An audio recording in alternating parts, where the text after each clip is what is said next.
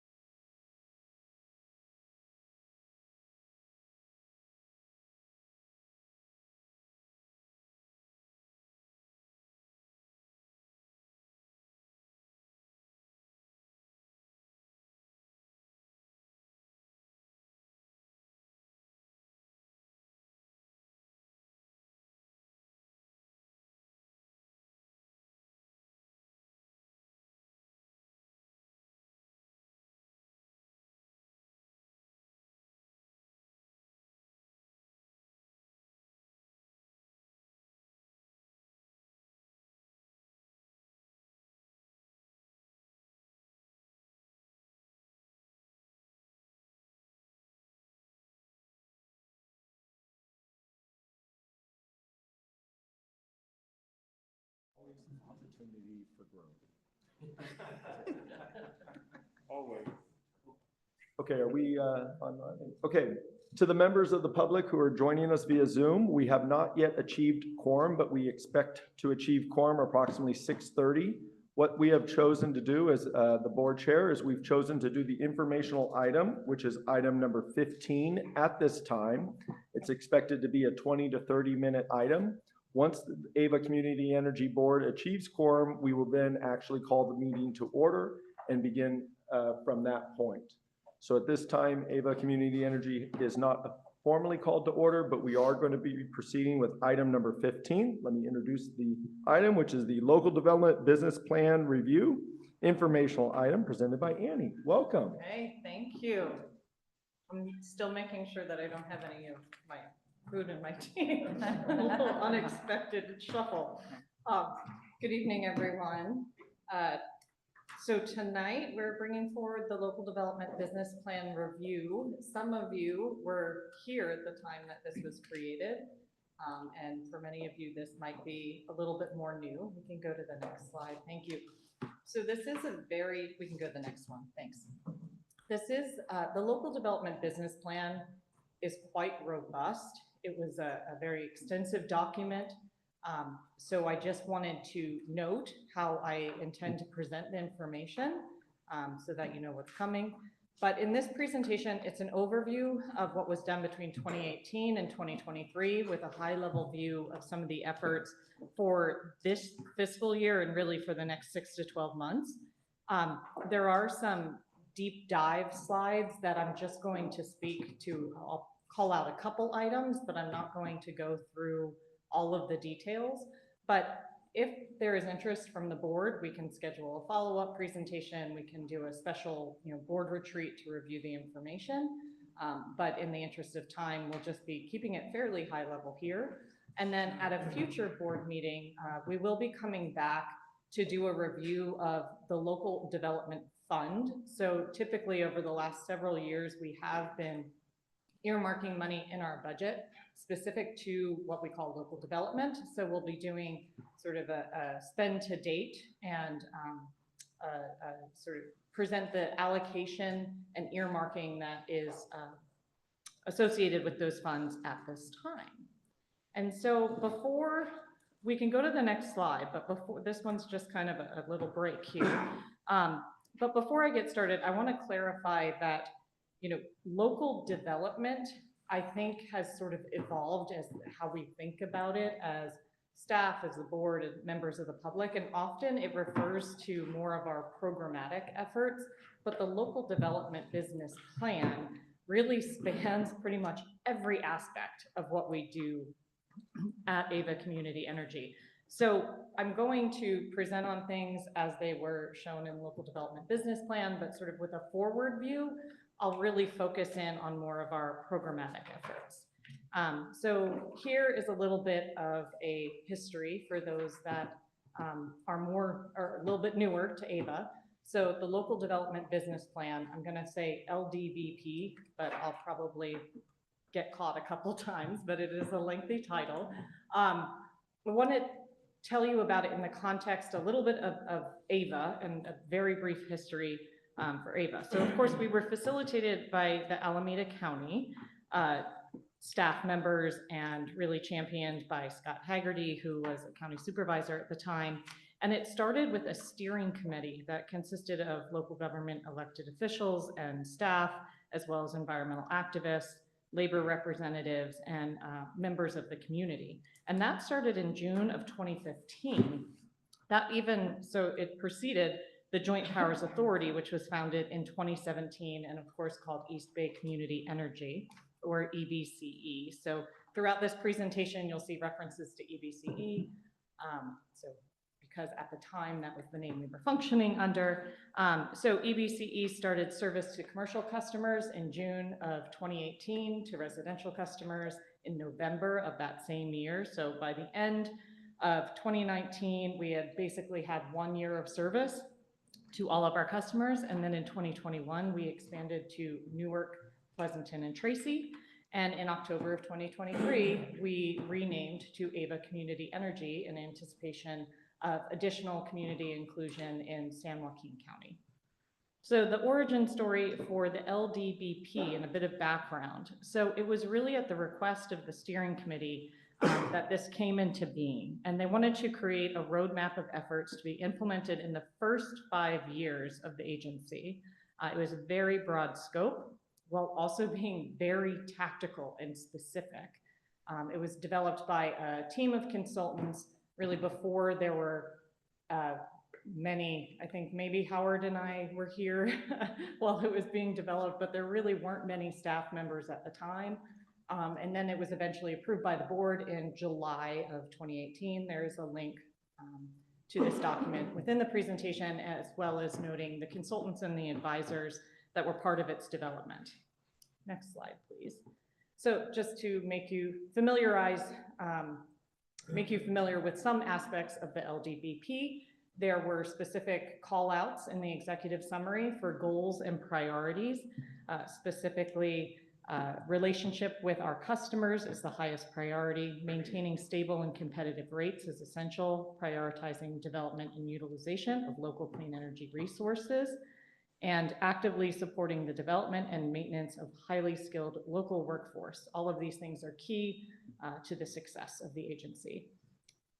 Similarly, overarching goals and objectives of the LDPP were stated as creating a framework and roadmap for accelerating local DER, which is distributed energy resources, deployment and maximizing community benefits, offer innovative program designs that can overcome market failures and incentivize meaningful community and organizational benefits, develop local clean and dispatchable energy resources, support a vibrant local economy and robust workforce through innovative energy programs and local clean energy investments, protect the most vulnerable customers through targeted beneficial local energy programming, and offer a diversified portfolio of local programs coupled with retail rate savings.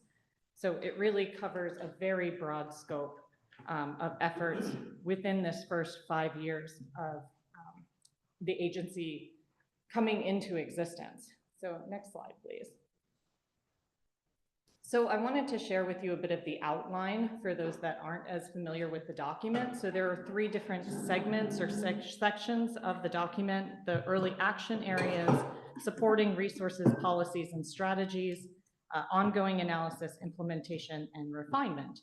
And I think what we have come to over the last few years talk about local development, it's really best represented within those early action areas, with a couple things kind of coming out in the second section as well. So if you can go to the next slide, I took the liberty of sort of reorganizing how I presented this information a little bit. In doing an indexing of the document, there are over 70 recommendations across 18 different categories. They range from demand response programs, net energy metering, to risk mitigation strategy, and rate design. Very broad. What made sense to me in terms of the work that we did and how we've come to talk about these things is to focus on these 7 to 8 focus areas. So demand response, energy efficiency, building electrification, transportation electrification, collaborative procurement and affordability, community grants and workforce development, virtual power plants or VPP, and energy storage, and then a couple others that were called out in the LDBP, but are not things that we have come to talk about as local development, but are important, and I wanted to call them out all the same. So if we could go to forward 2 slides. Annie, can I just make one comment to maybe voice over a little bit of the context and history to add on to what you just mentioned?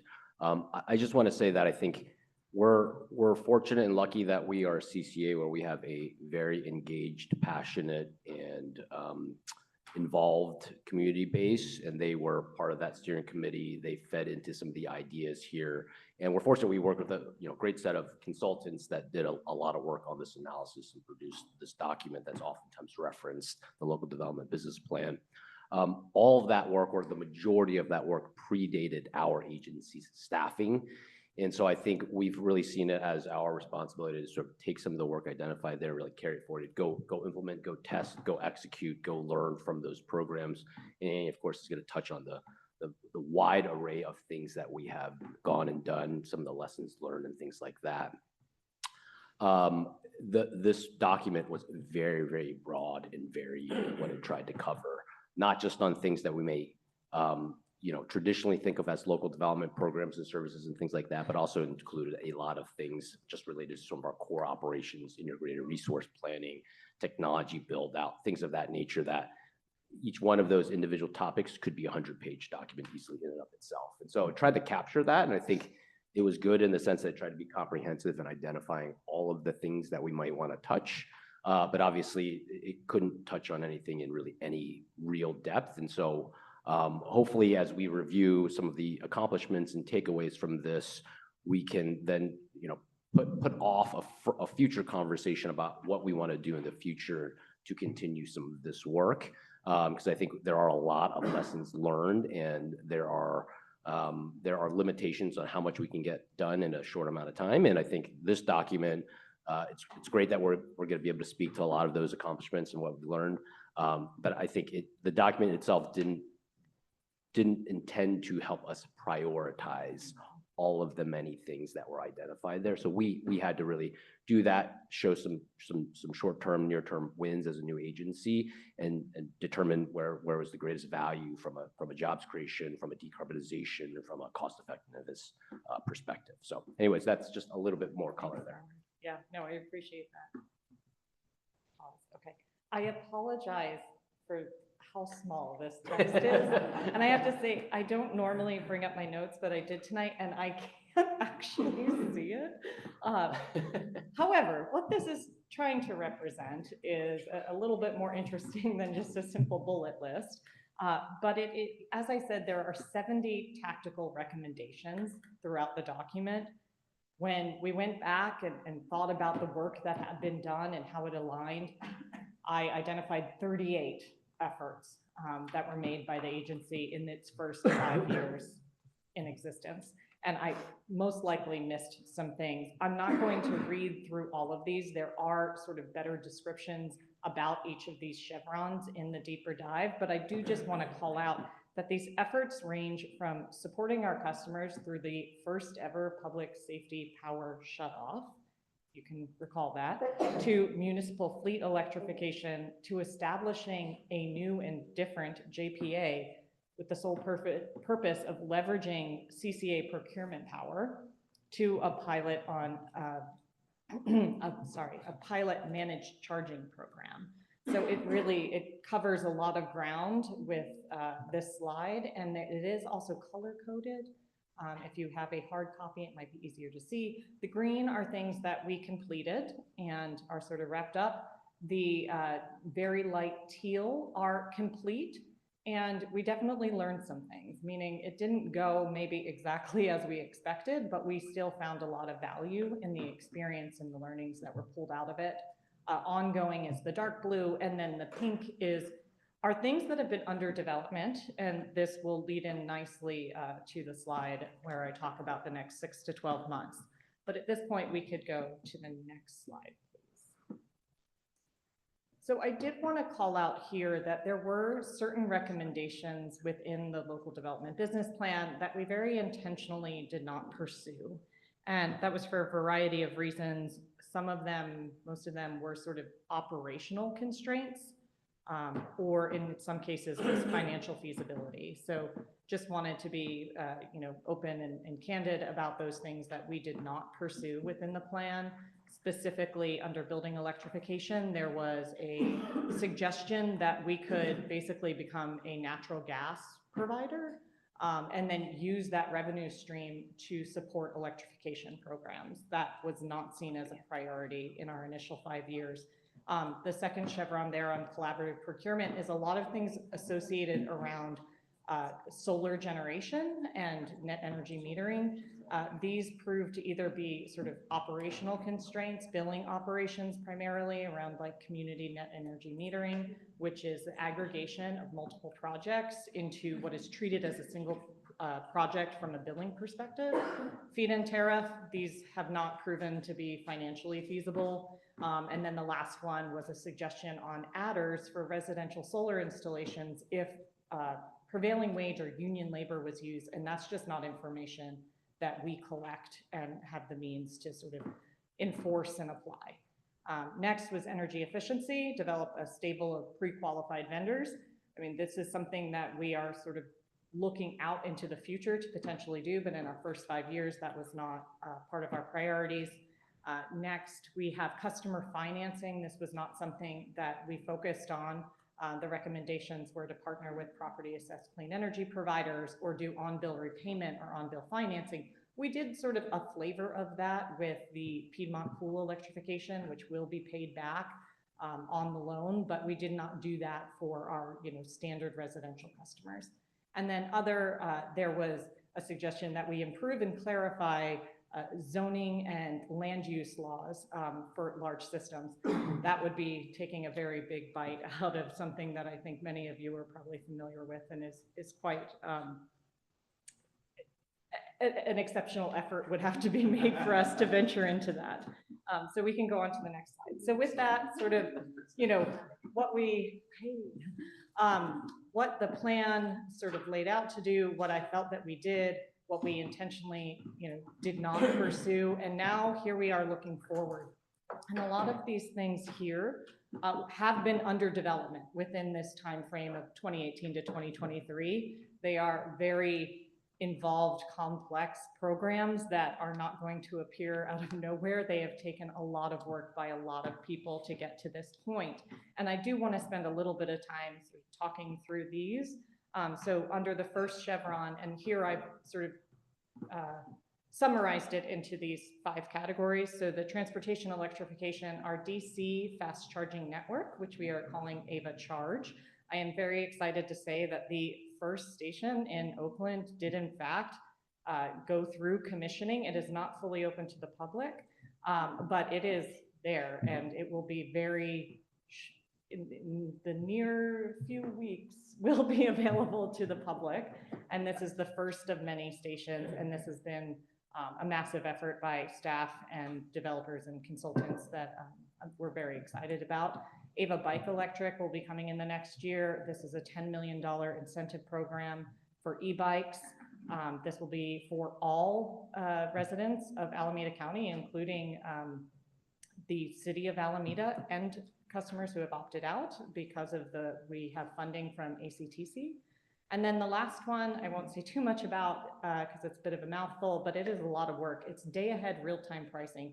Essentially, this is special pricing plans, pilot plans, where we would expose customers to near real-time pricing on the market as a means to help actually support electrification and certain load shifting. So that is why it's under the transportation electrification. Then we have building electrification and energy efficiency. I won't speak too much about building efficiency accelerator because it's one of our highlights. We have electrification incentives. We've done 2 tranches of incentive funding to Stop Waste and Bay Ren for heat pump water heaters. We have also, and I didn't put this on here, we are working to help streamline the permitting process for heat pump water heaters, as well as very engaged with the Bay Area Air Quality Management District and some of the policies that they are putting forward around heat pumps. And then finally, healthy communities under building electrification. This is a pilot of 200 induction ranges being installed at no cost to the customer in low-income households, with air monitoring being done as well. And I'm excited to say that in the last couple of weeks, we installed the first 5 to 10 of these, and we're going to have a handful more before the end of the year. And then we have a queue of applications and site assessments that are waiting for installation. So we'll have more to report out on that, certainly in the next 6 months. Then we have our VPPs, again, virtual power plants, storage and grid resilience.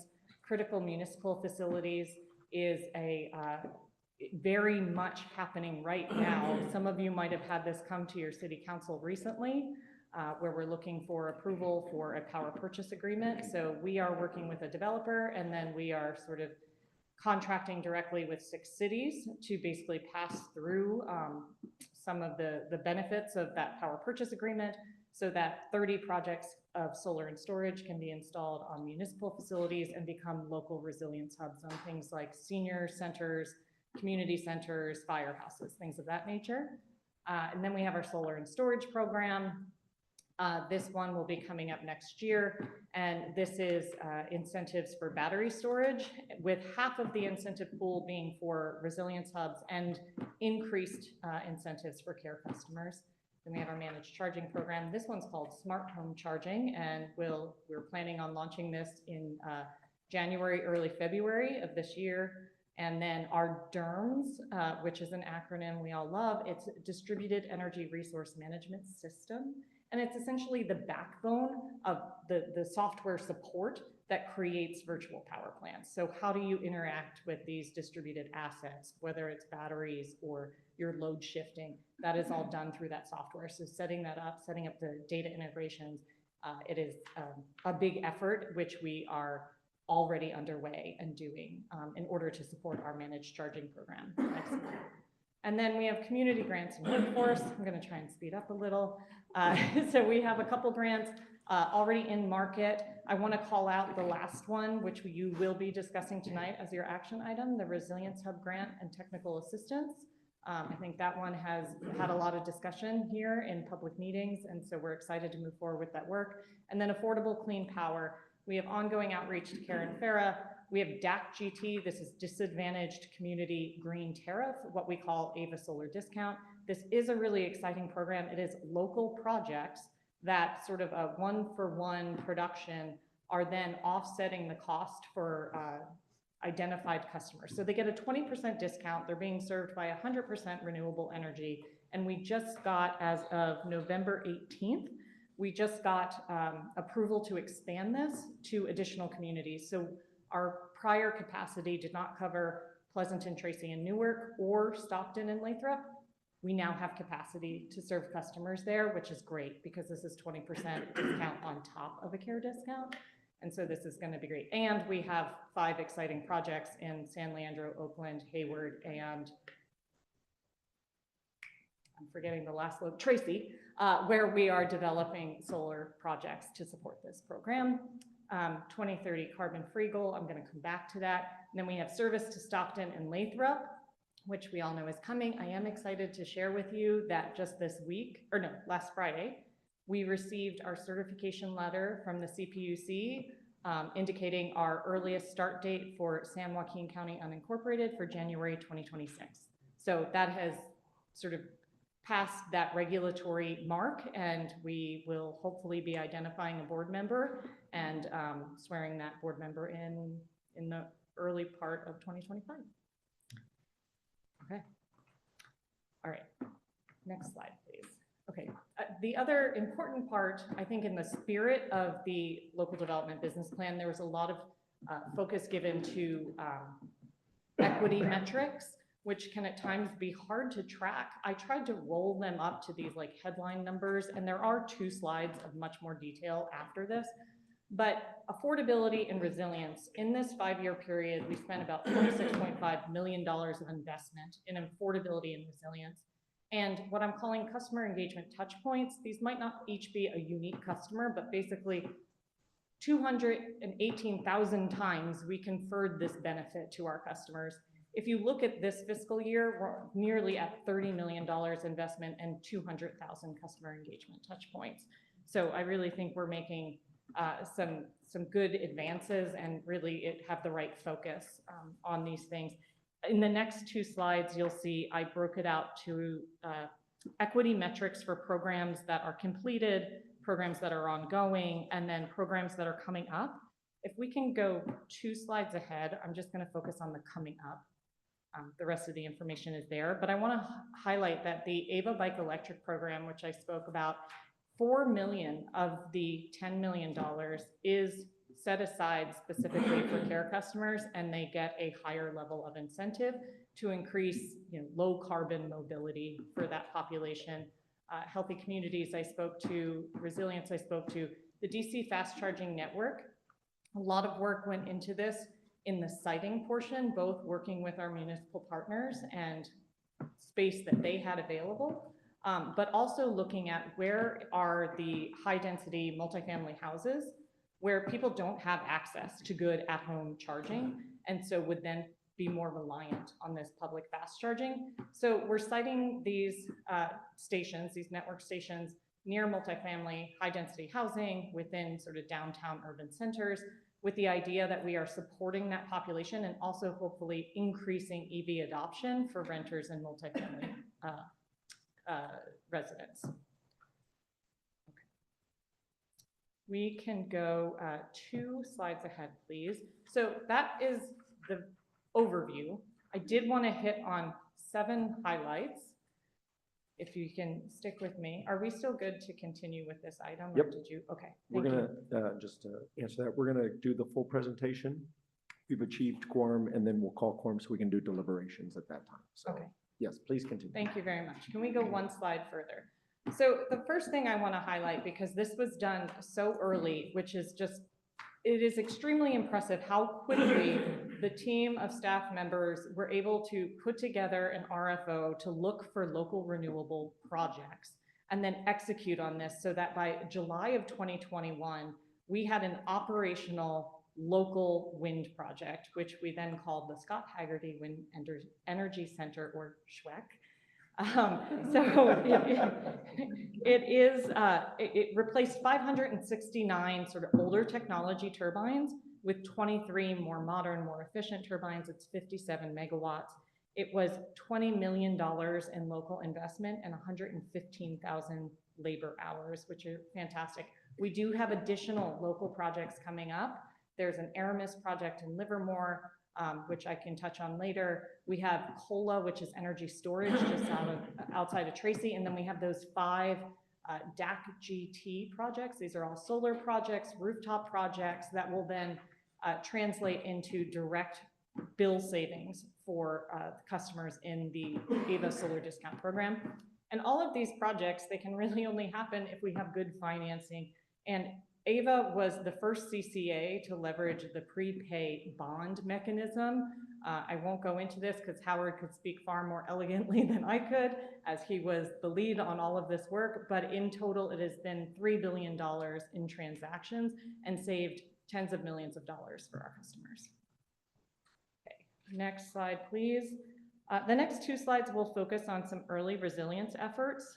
The first one being Resilient Home, which was a very early program that we ran for solar and storage, really focused on resilience. So we targeted customers who had experienced the public safety power shutoff or were in a high-risk fire zone. So they had a specific interest in having backup power. We had a goal of having 20% of participants be in a disadvantaged community on care, medical baseline, or in a low moderate income zip code.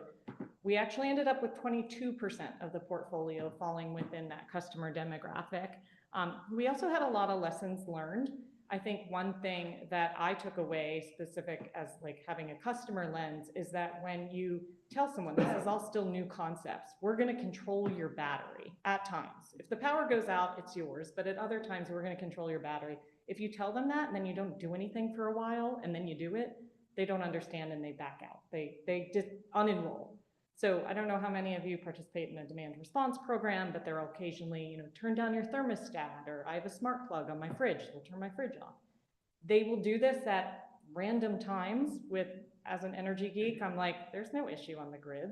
We're fine. Why are they doing this? They're doing this so that you get used to that behavior. And so that is something that we have learned and we will carry forward into our solar and storage and other, VPP asset management programs. Okay, next slide, please. I spoke already about critical municipal facilities. I'll just note that we did portable batteries. A lot of these early efforts really did stem out of those initial PSPS events because we had just never experienced those before as a state. And so we had a lot of concern about people who were kind of left stranded, specifically those who have medical devices that require electricity. So we gave away 50 free portable batteries, and then we issued $151,000 rebates for portable batteries for people that are on the medical baseline program. Okay, next slide, please. Another early enormous effort, which did not have the outcome we wanted, but I think really speaks to sort of the spirit of our agency, and that was the Oakland Clean Energy Initiative. So this was a contract that we were trying to orchestrate that would replace two literally jet engines that are in Jack London Square. They are called peaker plants. They basically turn on once or twice a year, only when we have our highest energy demands, but they're jet engine fueled. And so the emissions from that are very detrimental to the surrounding community. We were working to replace them with batteries. So they would still be there to be used at those peak times, but they would not be, jet engine fueled. Unfortunately, this also required PG&E to be part of the agreement, and they were not able to reach the terms necessary for further contractual conditions. So the program did not move forward, but I think this is a great example of the types of projects that essentially we were created to do, and that we'll continue to pursue and push for these types of solutions in our communities, especially when it has this clear, direct impact to the air quality in the local community. Next slide, please. Our municipal fleet electrification program, some of you may be familiar with this because we did develop 10-year plans for 13 jurisdictions, as well as 3 private fleet operators. We, in addition to this, having these plans in place helped secure additional grant funding that is going to support the implementation of the plans. So this was just recently presented at an executive committee meeting because these new CEC grants have just sort of come into play, and that's that part of that $18.8 million raised as part of this effort. Next slide, please. The next one feels a bit more emotional to me personally. I was part of a number of staff members that volunteered to help review applications. So at that time when we all started sheltering in place and had no idea what was going on, we pivoted very quickly as a staff and said, how can we support our community, and opened up a grant solicitation to local CBOs and other, also working with our member jurisdictions. We were able to issue over $2.2 million in COVID grants very quickly. So 1.1 million went directly to our member agencies. Several cities had these sort of funds that were set up, so we put the money there, and then the city was able to distribute that to support their local community. We did $650,000 to local CBOs. These were anything from churches that were like offering shelter space to local food pantries. We did do another $175,000 to the largest local food banks and food aid, and then $245,000 for, sometimes it was just getting that PPE, the masks and things that were so hard to come by, helping to fund our local medical and healthcare organizations to get that equipment. So very proud of that effort that we did in what I felt was a very tight time frame to get these resources out to the community. Next slide, please. This one is the Building Efficiency Accelerator. This is in fact also a current program. It started with a grant application in 2021, and it took quite a while to go through this cycle. It is a CPUC grant funds that are used for technical assistance as well as rebates for energy efficiency for our largest customers.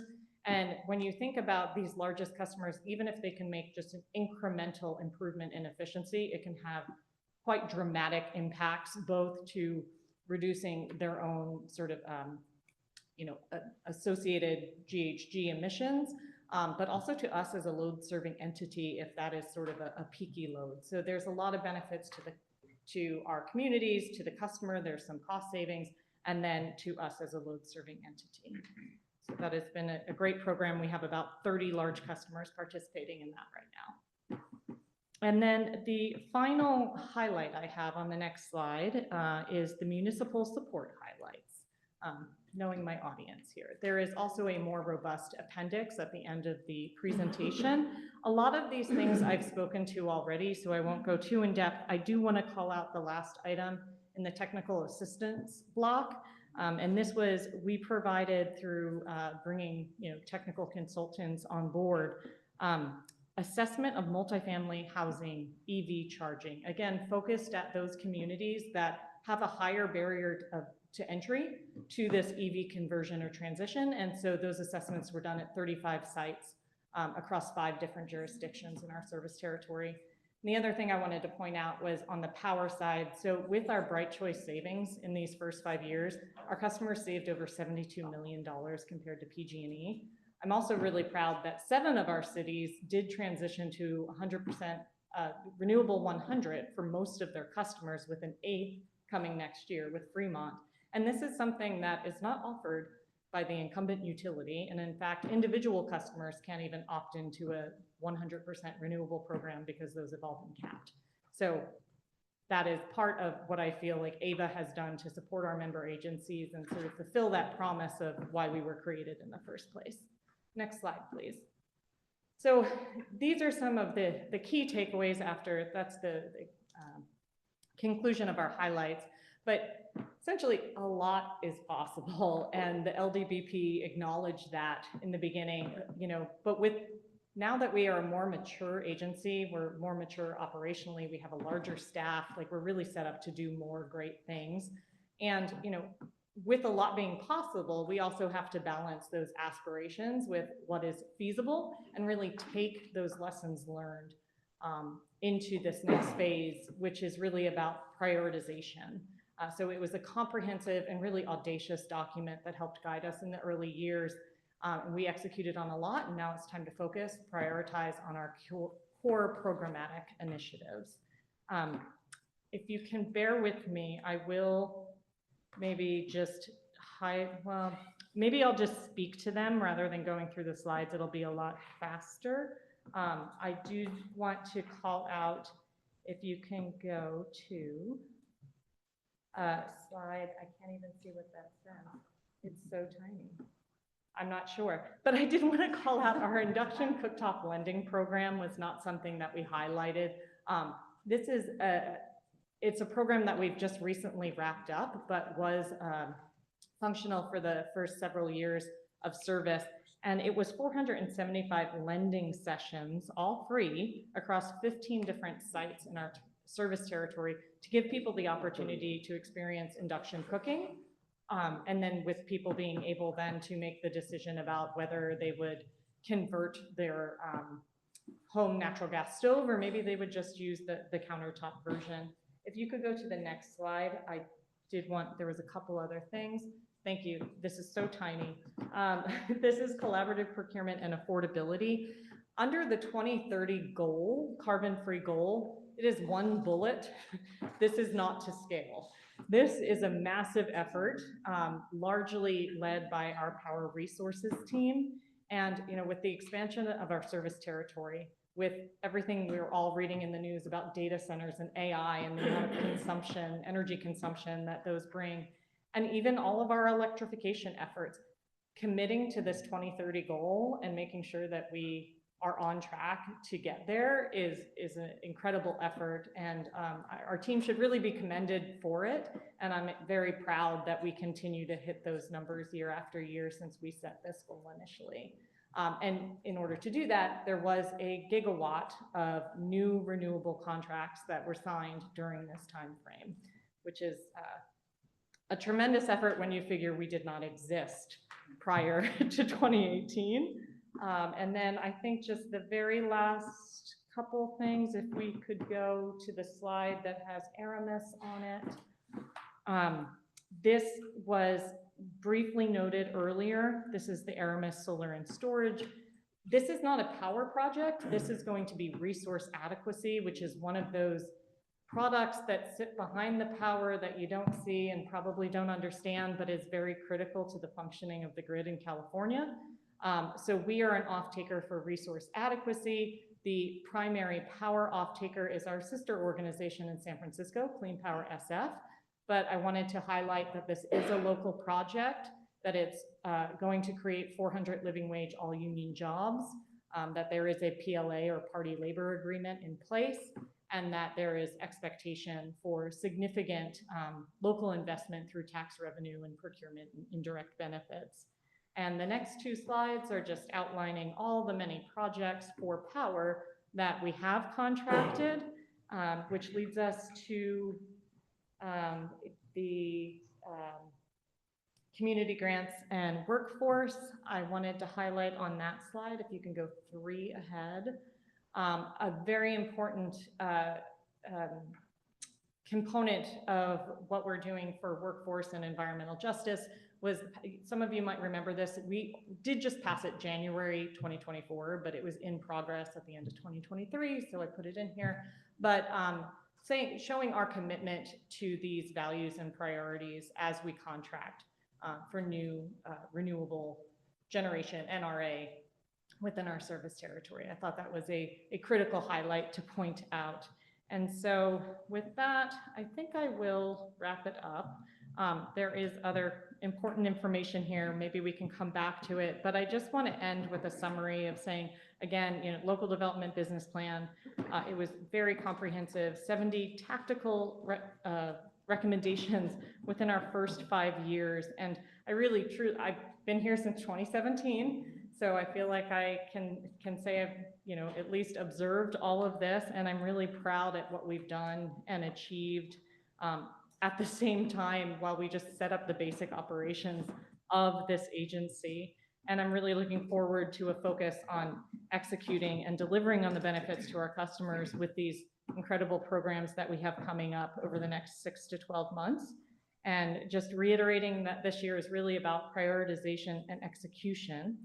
But we will be leveraging this knowledge and expertise that we've garnered both by expanding our staff and the lessons learned and applying that to roadmaps for electrification, looking forward for the next several years. Thank you. Well, thank you very much. Okay, so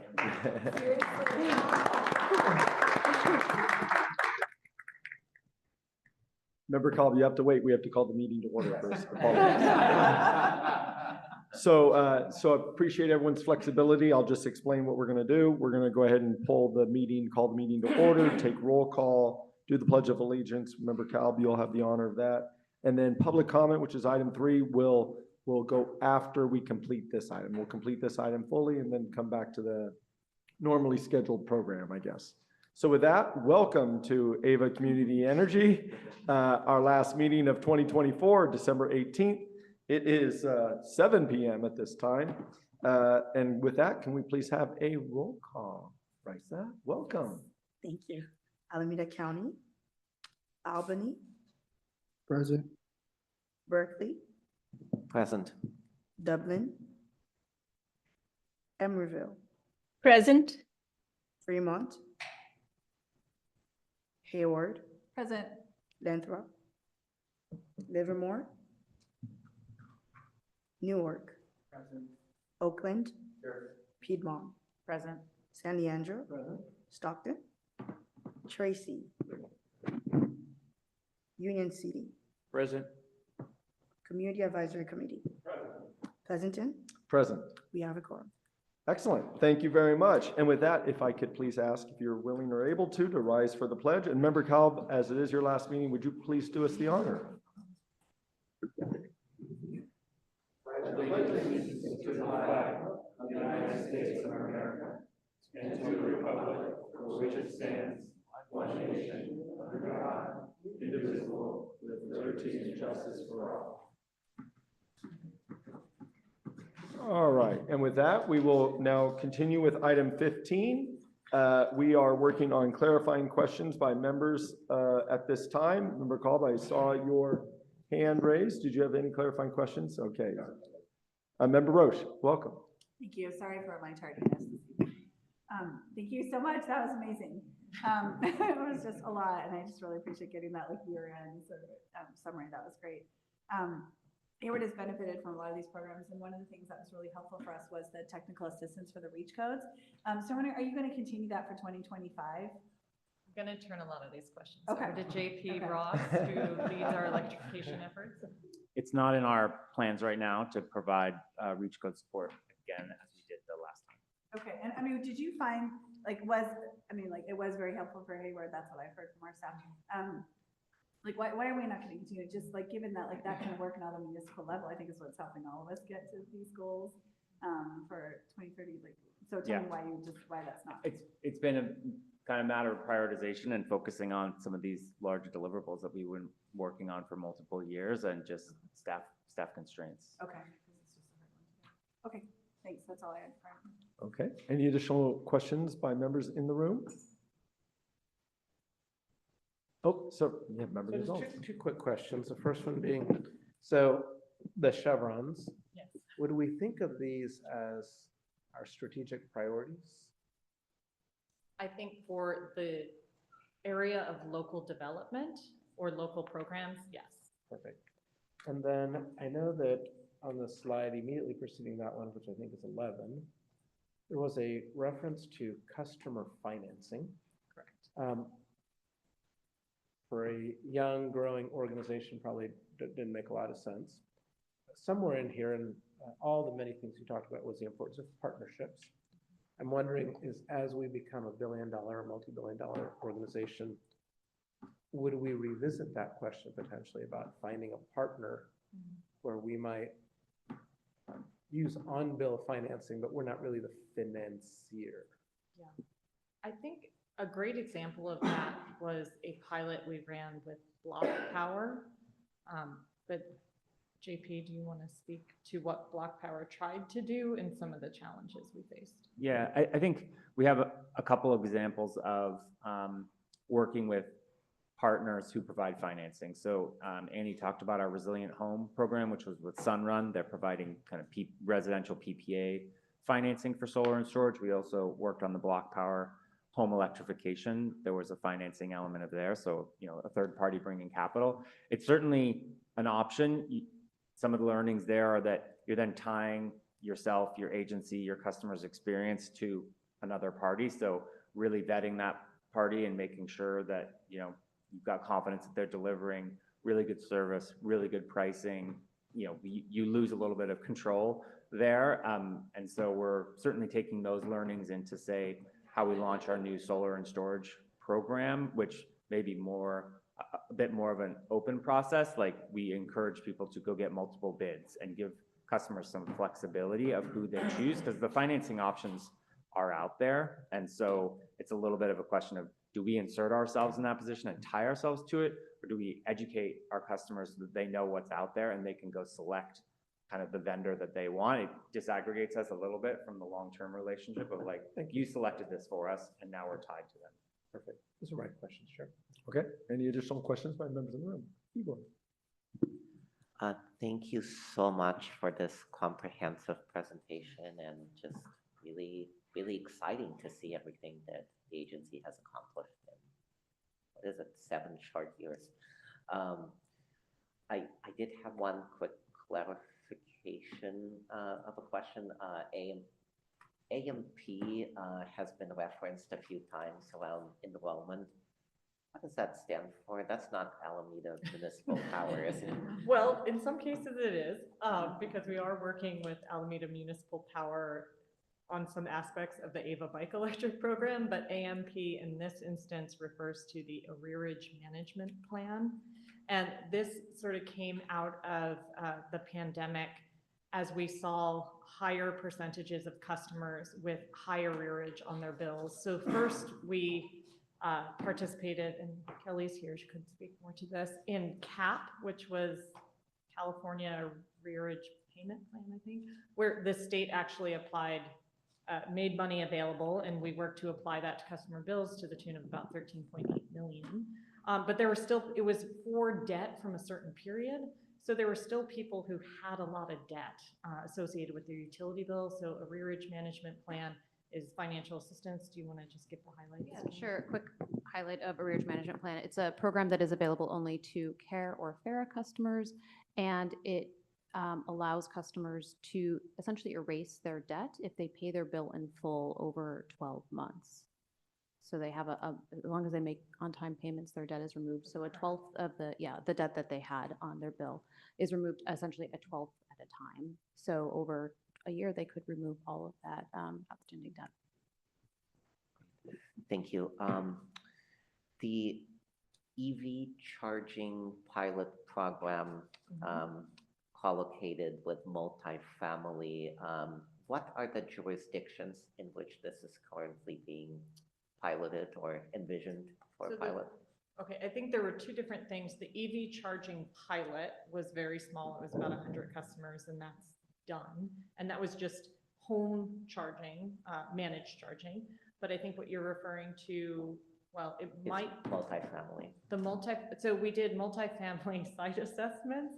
We also did, or we're very much in the process of citing direct current fast charging. So, these are the chargers that you can get, 20 to 80% in 20 to 30 minutes. And those are being sited near multifamily housing with the idea of making charging more accessible to current EV owners as well as accelerating EV adoption from that population. And so the first project is going to move into a soft launch very, very soon, and it's here in Oakland. And then upcoming will be another lot in Oakland, and then some curbside charging in Piedmont, and after that, I think Hayward. Yeah, we have agreements with San Leandro, Hayward, Berkeley, Pleasanton, Livermore, Fremont. I can provide you the list, but I think those are the 8. And so we have sites under various stages of development across those cities. And would there be any compatibility with level 2 charging for some of it?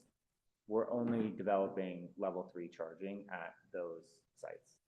I do think there's a number of things that we've done, though, to support level 2 charging, either for fleet electrification or like we're doing the EV community charging grant right now. So we can catalog those for you. And I think some of them were listed in the municipal support appendix in the presentation. Okay, I'll probably have some comments on this later, but my last question, just preface this by saying I was excited to see your success with the DAC GT program, given I've heard so many cases where the state of California has frustrated efforts to move towards viable community solar programs. And I was curious if you have any thoughts around, given the regulatory landscape right now where there is no viable community solar program, what are the opportunities and threats to the further rollout of programs like these that AVA is doing? So, I think what I'll start by saying is disadvantaged community green tariff was at one point separate from a community solar green tariff with the CPUC. They have now kind of rolled together and it's all DAC GT. So that is a very difficult segment of the market to try and roll out that type of structure. But Howard, did you want to comment on it too? I'll just say on the regular horizon, I think you've been tracking that. The idea of sort of expansion of community solar I don't think it's happening. At least there's no clear direction that is happening. And so the known programs that are available now are DAC GT. So that's our avenue and obviously that's a flavor of community solar in its broader definition. I'm not aware of any formal proceedings of sort that would expand that program. That's not to say it wouldn't happen, but there's nothing known on the horizon that would do that. Are we are there plans to enter into additional DAC GT agreements after these? I think there were 4. Yeah, and that's what she had noted. This program is expanding for us because of our expansion. We had greater sort of rights or ability to enlarge that program for us and seek funding for that, and we will seek new projects for that as well. But that's a reflection of our expansion and us sort of seeking to expand, and not every jurisdiction wants to do that or takes that action. But the program itself, I do not believe that on aggregate in California is necessarily expanding. Thank you. Yeah, Okay. sure. So just with that, the request for offers for the DAC GT expansion is expected in 2025. We'll see the request for offers for the DAC GT expansion in 2025. For projects. For projects. To support the To support our- capacity expansion. Okay, any additional clarifying questions? Yeah, CAC. Yeah, Just- Stickler. Just to understand, will this maybe be something on an annual report or the first 5 years, something client facing or customer facing that you'd be producing? I brought that question up during the CAC, or looking at how could this be an annual report? Is that something in the future that you're considering doing?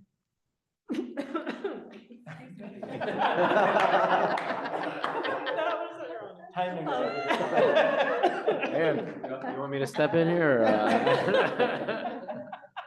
So at this point, we are not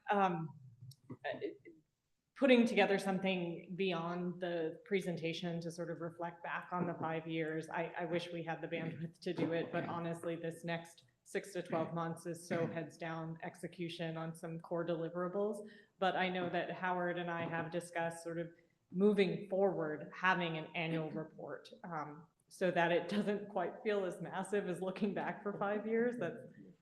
It takes a lot of time to sort of compile and organize all this information, but it's well worth it because it's really exciting to see.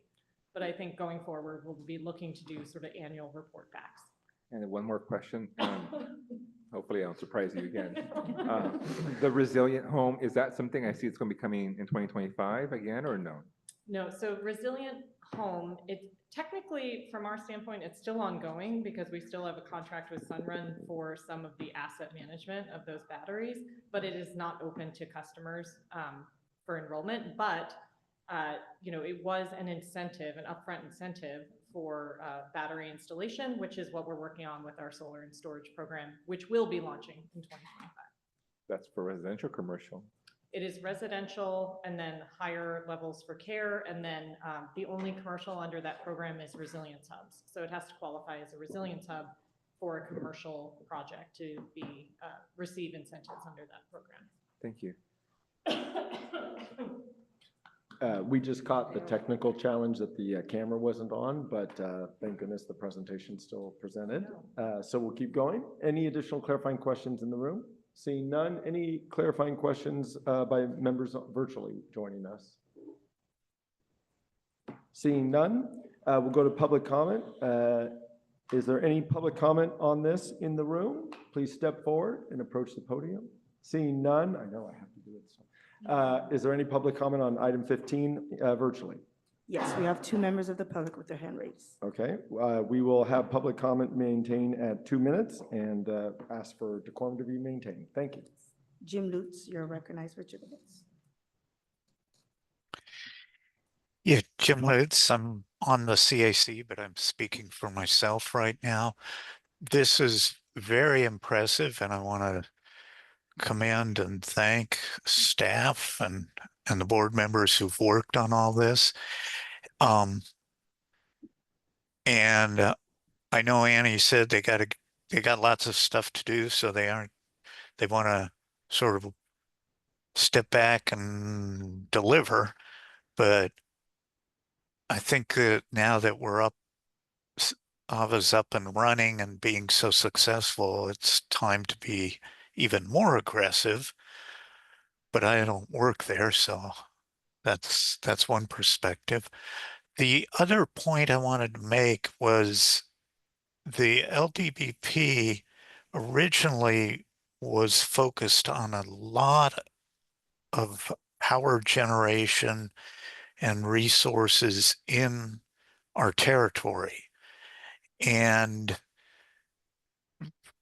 probably mostly due to finances and costs, most of the renewable energy, by far the largest part, is outside of the territory. And some of it's even out of state. And I think that is a place where AVA has not lived up to the challenges put forward in the LDBP. And I would like the staff and board to try to remedy that. And I know it will be difficult, but we've got dedicated, creative people. So I hope AVA can do better in the future. And that's it.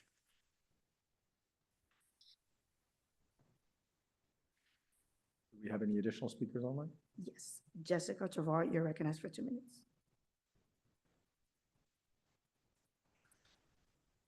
Hi, everyone. Jessica Tovar, Local Clean Energy Alliance and East Bay Clean Power Alliance. I actually initially raised my hand because I couldn't see anybody, but I'm glad that you turned the camera on.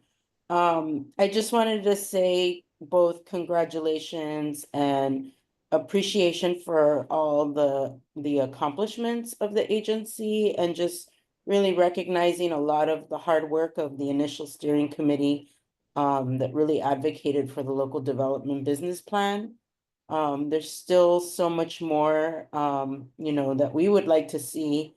And certainly around a lot of like the needs of building out and doing more local investments and owning assets in the community. And so we're really excited about that. So again, congratulations. Thank you. Other members of the public with their hand raised. Okay, we will close the public comment and bring it back to the board for deliberations. Member Cowell. Thank you, Mr. Chair. Is this working? Testing, 1, 2, 3, whatever. Thank you for this and for your entire team for doing all this over the past 7 years and going forward. So this is a huge amount of information because you're doing a huge amount of work. It's probably a little too much to send out a press release, right? So I'm wondering though, how can we? Here's our success after 7 years. Here's what we're doing, and really tell the story in a way that the broad public through the media or whatnot can digest it. As a way of not just touting the organization, the agency, which might get us a few more customers, who opt back in or whatever, but also challenging our other CCA friends around the Bay Area. Hey, look what we're doing. You're doing some good stuff, but you should do more because we're the best. What you know what I mean? I'm not saying say that, but just to get that message out and let that message have the impact, the positive impact that it has. And so I don't know how you write this in a 1.5-page press release with 47 attachments to it, or do you have any reporters who can even grab all this? But you have a communications team, so somebody on there should know how to boil it down and make the attempt to get it out there. Because I really hope you try to do that. Well, let me say a few words, and certainly want to see, Annie, if you have anything later on. I think what we presented here is a pretty broad compilation of a lot of efforts. And, I think that also relates a little bit to your question of, is this going to be done in an annual report of sorts? And I think the denseness of this information is challenging to put in a succinct package to then present to our various customers, residential, commercial, et cetera, to really be able to digest and appreciate, I think. So there's an inherent challenge there, but I do think there's something with this idea of an annual report that we've been talking about, of doing that annually and touching on some of the big highlights year to year, some of the savings that we're providing to our customers, the various programs. And we're entering a period now where we're intending to scale some bigger customer-facing programs. And so it's a great time that we're very actively thinking about ways to market, engage, communicate, obviously to raise the awareness of these programs, these new programs that they can participate in, like e-bike lending program, like our solar storage program, like our DC fast charging program, our managed charging program, all of these things that require their direct engagement. I think that will be a great time to think about how do we take the relevant pieces of these accomplishments and speak to them in addition to new avenues to engage and get in front of our customers, which we're really excited to do. Definitely welcome feedback on if an annual report presentation to City Council would be helpful. That's something that we've talked about, maybe going to City Council annually or at some periodic basis to present on who AVA is, what have we done for the last year, particularly for the city, as well as agency-wide. So definitely welcome that feedback. For the chair, so that's all good. I'm trying to just to expand upon what I had said. Getting this out to a broader place could have a lot of impact, not just to potential customers, actual potential customers, pushing our CCAs, but also if it's seen up in Sacramento that, hey, the CCAs are doing a boatload of good stuff, more than other people who call themselves utilities, other entities, and it helps us kind of solidify our presence and our value in the climate effort, the clean energy and climate world. And I just think there's a lot of benefit to touting this beyond just the internal part of the organization. And there used to be, maybe this is long past, but there used to be like reporters at some of the newspapers who were like the business reporters who had some expertise in energy or covered the PUC or would understand what you're talking. Of course, Paul Rogers down in San Jose, but I mean, I don't know. Anyway, you hear what I'm saying. I really think it's worth an effort to try to talk to the communications people, internal, outside, and get this out there in a big way and, say, pat ourselves on the back and show everybody up in Sacramento that we did something. And I think your point is well taken. This is highlight worthy to help promote what effectiveness we've had to share best practices with other CCAs. And we are doing those through various forums, but doing it in a public manner also has its added benefits. So let us take that back and think about, effective ways to do that. One way just off the cuff I can think of is maybe as a part of the CEO newsletter to sort of, summarize some of the takeaways and accomplishments here, because that is also a newsletter that's very much so put in front of legislators and policymakers and things of that nature. So the CEO newsletter. Oh, From the desk Yeah, of the CEO. Yeah. Isn't there there's a statewide CCA magazine thing that comes out. Aggregator. So let's get there. Let's think big in terms of getting this out. I'll repeat myself.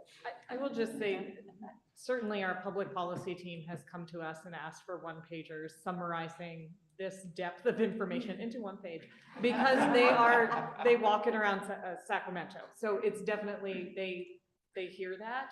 I mean, that's not the front page of the Chronicle or the Mercury News, but they are getting it into the hands of policymakers to sort of tout what we have done. And I will say the next press release, it isn't comprehensive to all of this, but I am excited about it. It should come out in the new year, showing the $22 million that we are giving back to our customers as part of the surplus bill credits at a critical time when rates are just continuing to go higher. So that kind of hook, I think, is well received from reporters, and I think is well heard from our customers who are struggling with affordability. I'll just maybe mention and jump in. One of the things about incremental releases is that you don't see the cumulative effect. Yeah. So as Member Calv is saying, and I'm hearing him, the cumulative effect of what AVA has achieved is missed when it gets to a one page or it is incrementally released. And I think somehow if we can capture the cumulative effect, I think is one of his elements. I also will mention just, they didn't say what size piece of paper. For the one page. Any additional comments by members in the room? Or yes? Just really quickly, because I 100% echo what Member Al was saying. I think that there are two different objectives. One is when you try to convince someone, you try to convince them with one page to walk the halls, right? But there is value in ongoing releases for reasons of branding. So I think we can achieve both. It's like, yes, and. I think they serve different purposes. That's my encouragement. Okay. Any additional comments or by members of the room? Yeah, I knew. That's why I was looking over here. Berkeley. Well, again, I'm just still in awe about the depth and breadth of everything you accomplished, and it's been really, my gratitude is to staff and also members of this board, some of whom sadly are cycling off today, but Director Calv and others, thank you for your leadership and shepherding all of this through. It was exciting. I was tangentially or kind of on the fringes involved in some of the community-based efforts that led to what is now AVA being formed, and it's really exciting to see that.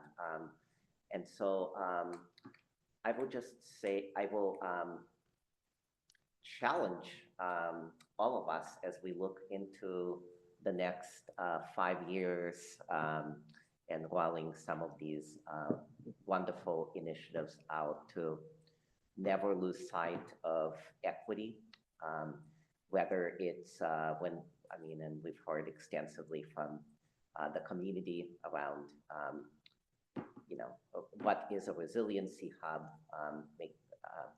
everything from that to, on a micro level, things like level 2 charging, connectivity. I say that as a tenant in multifamily housing who has, depends on level 2 charging. I don't have a newer vehicle that's compatible with level 3. Again, there are probably many other renters out there like myself. And so, oftentimes the community advisory committee provides that really critical equity voice. And I want to thank the committee for doing that. And I think this is something that all of us should continue to keep in mind. And beyond that, I just echo the comments that have been mentioned. And as soon as there's something we can share with my constituents in our monthly newsletter, would love to do that. Okay. Can I just make one comment? Please. This is a point that I think really helped me as I stepped in to be more involved in the local development work. It helped me understand the siting of the DC fast charging.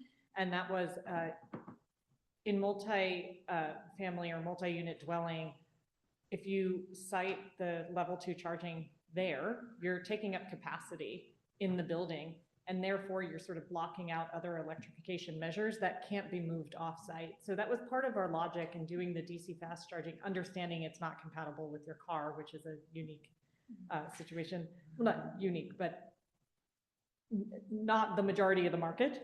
However, we felt that moving charging off-site so that other electrification can happen within the multifamily building, that like heat pump water heating or space heating cannot be moved off-site in the same way that charging can. So wanted to share that bit. Okay. Any additional comments by members in the room at this time? Going to online. Any members online have any comments on item 15 at this time? Seeing none. CSE, any additional comments from you at this time? Seeing none. I'll just mention that I sit on Stop Waste as well. And one of the things that they've done is they've leveraged to the electeds as well, that they put out a monthly, it follows every board meeting, and it's kind of like a little monthly tidbit that then can be put on social media, and because your electeds have a following that might not be the same one as AVA itself. I think they call, I can't remember what they call them, and I'm drawing a blank. There's not one for December, that's why, because we just had the meeting, that Stop Waste. But they, each board meeting follows where they send out immediately after a paragraph of something to try to expand the message, right? Not all of the electeds post it every month, but that concept. So Member Gonzalez and I were talking about the branding, the marketing. How do we get the message out? How do we do it consistently? And I think I'll go back to the incremental versus cumulative and the wins, and the success builds success. So if the team can think about how to do that, I think that would be a great opportunity. The next thing I'll say as chair is I think we're approaching the point where AVA needs to be looking at what do we want to do strategically as we are in our adolescence, right? It seems like to me this is our startup phase, and we are right on the, I think I've got a 16-year-old son, so we're right at adolescence, and we clearly are not a mature industry, right? So how do we, staff, I guess I'll challenge the board, chairperson, what do we need to do to empower you to get to the next 7, 10 years? Do you need a strategic plan process to begin at some point here to be thinking and challenging all of us to do better and more? And I remember you talking about this item, Member Cobb. So it's nice that it comes around, so. If I could just speak to that, I appreciate that line of thinking, and it's very much a top of mind for us as well. We feel that these accomplishments that we've highlighted tend to be smaller programs, smaller services, some of them pilots, things that you can do more quickly as a young new agency with limited funding. And they may take a year or 2 years to actually ramp up and launch. And so you can do that in that sort of first 5 or 6 years. Many of the programs that we're launching now over the course of the next 6 or 12 months have been 3 or 4 years in the making. And they take a lot more time to develop the land, sign a more complex commercial arrangement, go get infrastructure built, things of that nature. And so we are entering this interesting next phase of our agency where we can do more expansive programs, more complicated programs. But as a result of that, we also do need to lower the number of programs that we do focus our efforts, really prioritize. And we do have a strategic planning process in place. We're going to be very intentional with how we go about things in the transportation electrification space, in the building electrification space, because there are a lot of things that you can do as it relates to those within each of those buckets. Energy efficiency as another example, local development of resources, all these things. So we are doing a planning process to look at that 3, 5, 10-year horizon, and that will certainly be information that we want to bring from the board as well for engagement, approval, and socializing some of those thoughts. Okay. Any additional closing comments? Seeing none, this completes item 15. Thank you very much. It's an informational item only.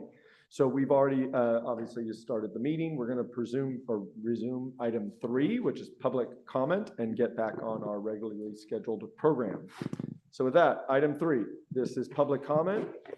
Public comment is reserved for persons wishing to address the board on any AVA-related matter that is not otherwise already on this agenda. Public comments on matters listed on the agenda item shall be heard at the time that matter is called.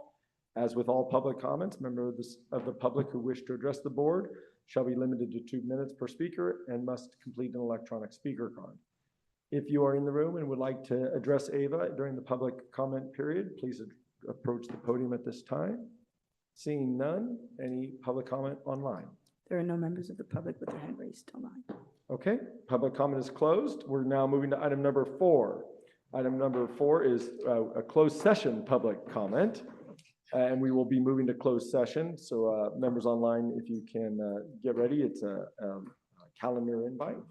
So with that, are there any members of the public who would like to speak to item number 4 in the room? Please approach the podium. Seeing none, online. There are no members of the public with their hand raised. Okay, closing public comment on item number 4. We will now adjourn to closed session. It is right across the hall for item number 5. Thank you.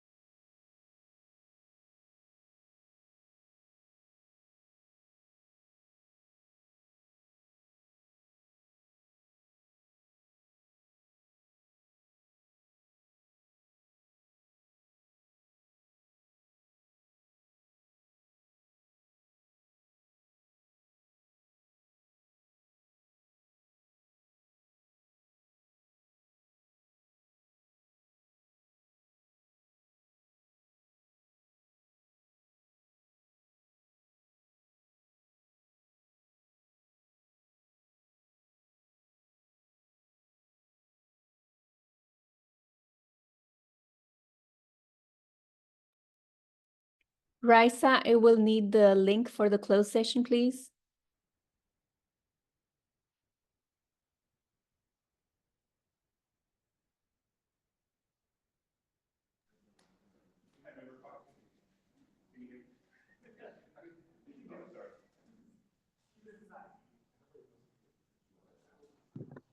Hi, Member Carr. It should be in your calendar invite, but I'll go ahead, I'll send it to you as well. Thank you. I think I logged on that one, but it brought me to this session.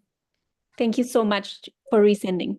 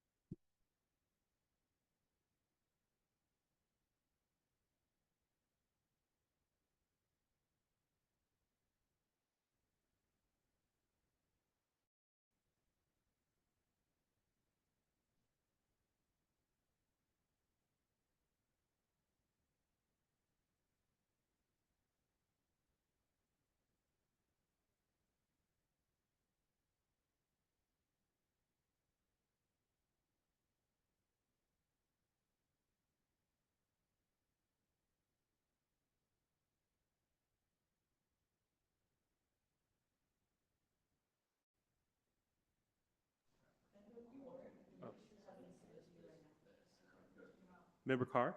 Oh, Yes. Member Carr, you should have the link now in your email. Great. Thank you so much. Appreciate it. Thank you. Bye.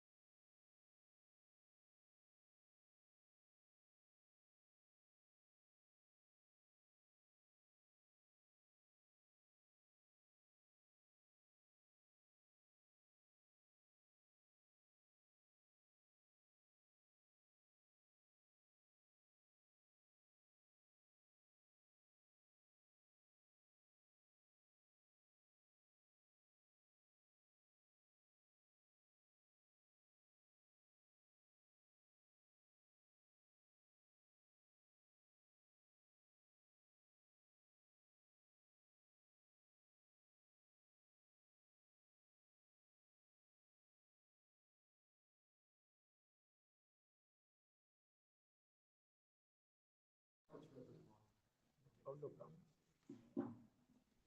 Okay, so we're just trying to see if we've got quorum returning, so just give us a quick moment here. 4, 5. And how many members? 6. 6 online. So we need 3 more to return.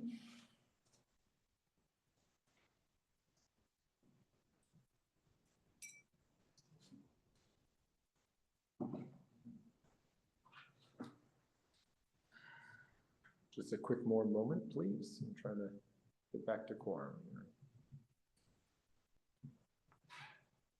It's like a murder mystery, like people are just disappearing.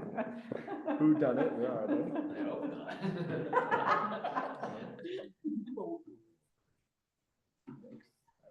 8.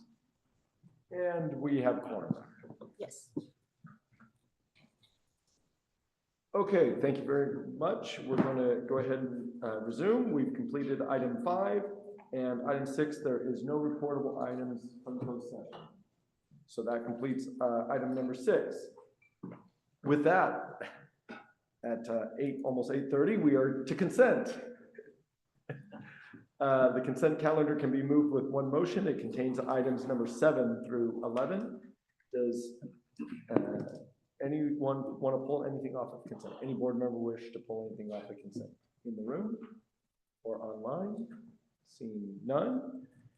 Is there any public comment for consent items number 7 through 11? If you are in the room and would like to talk on the consent calendar, please approach the podium. Online. There are no members of the public with their hand raised at this time. Okay, we'll close public comment on consent. Entertaining motions or comments. Moved by Member Gonzalez. Second. Seconded by Member Patino. We have a motion made and seconded. Any further comment?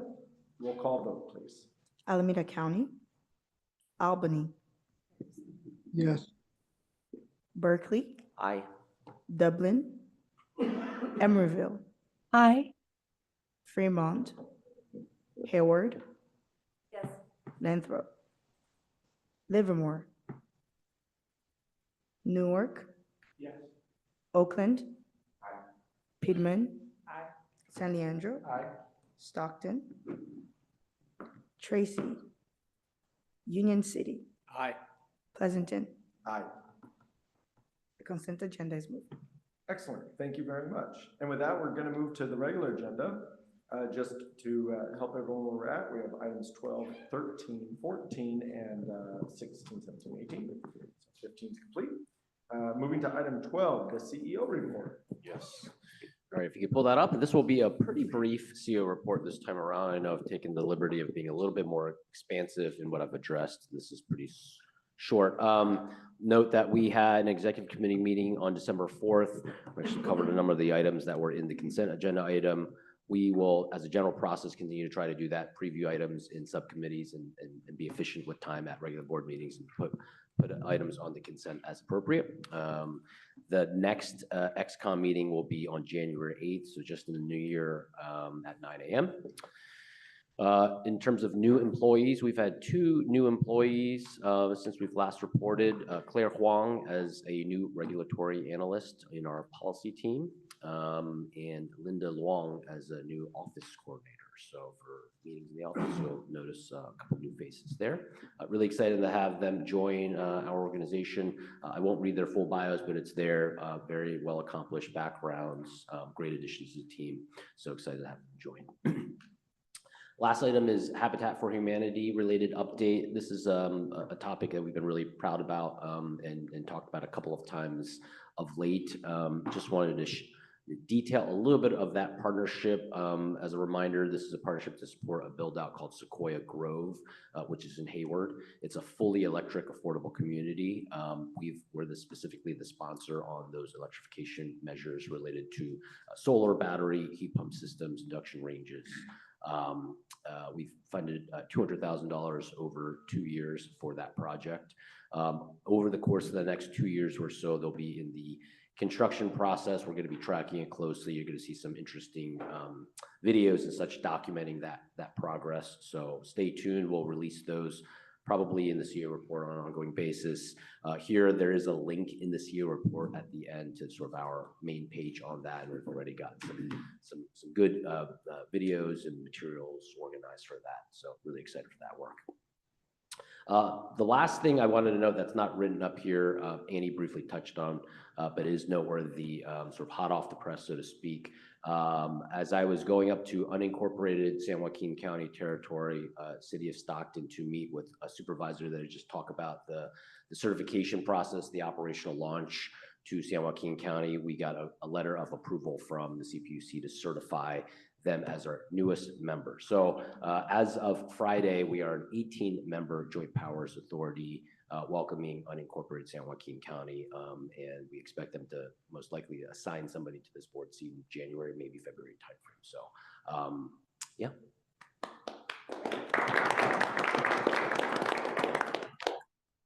I also will mention, before we go further, that it was extremely nice of Member Roche and the Hayward contingent to host us all out at Grove on that.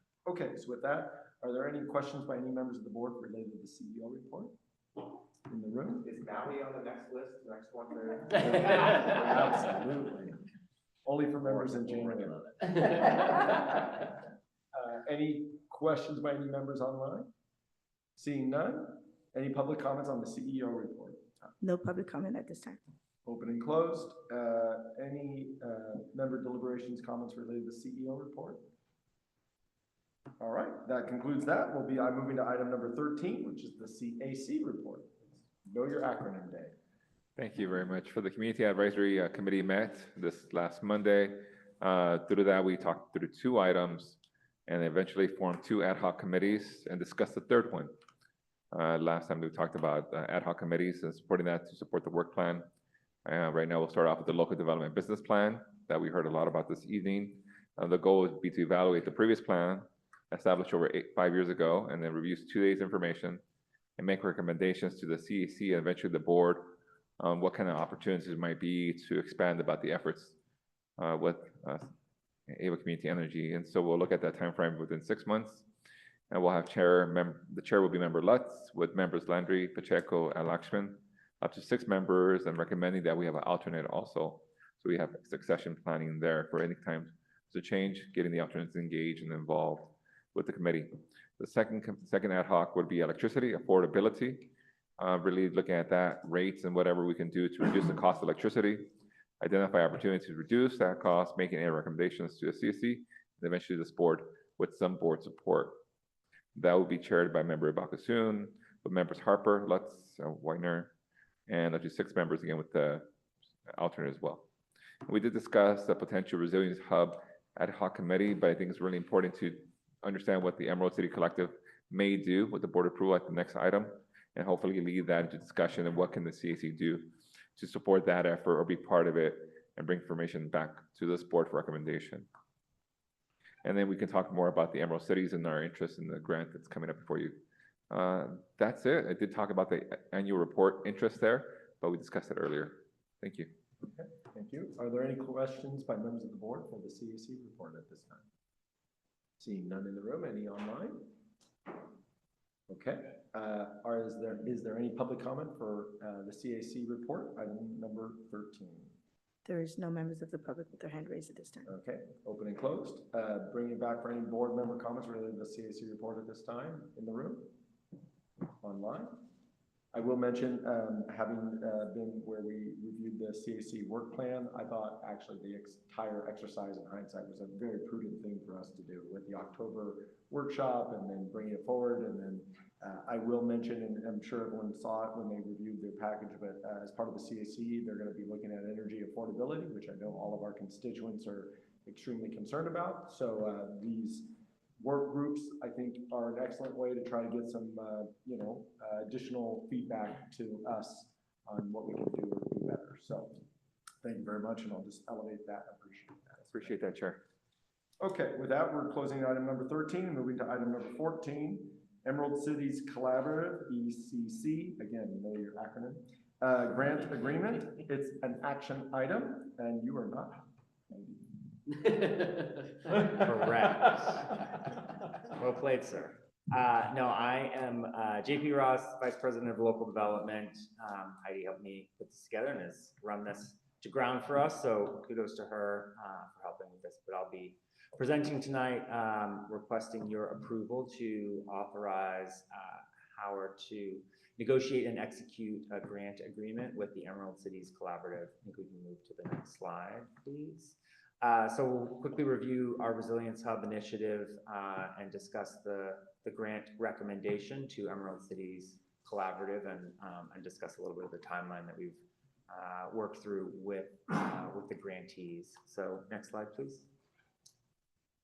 So this grant is part of our Resilience Hub initiative. We've talked about this on multiple occasions. So for reminder, the Resilience Hub initiative is really three parts. The first part on the left is the community organizing and capacity building grant for resilience hubs.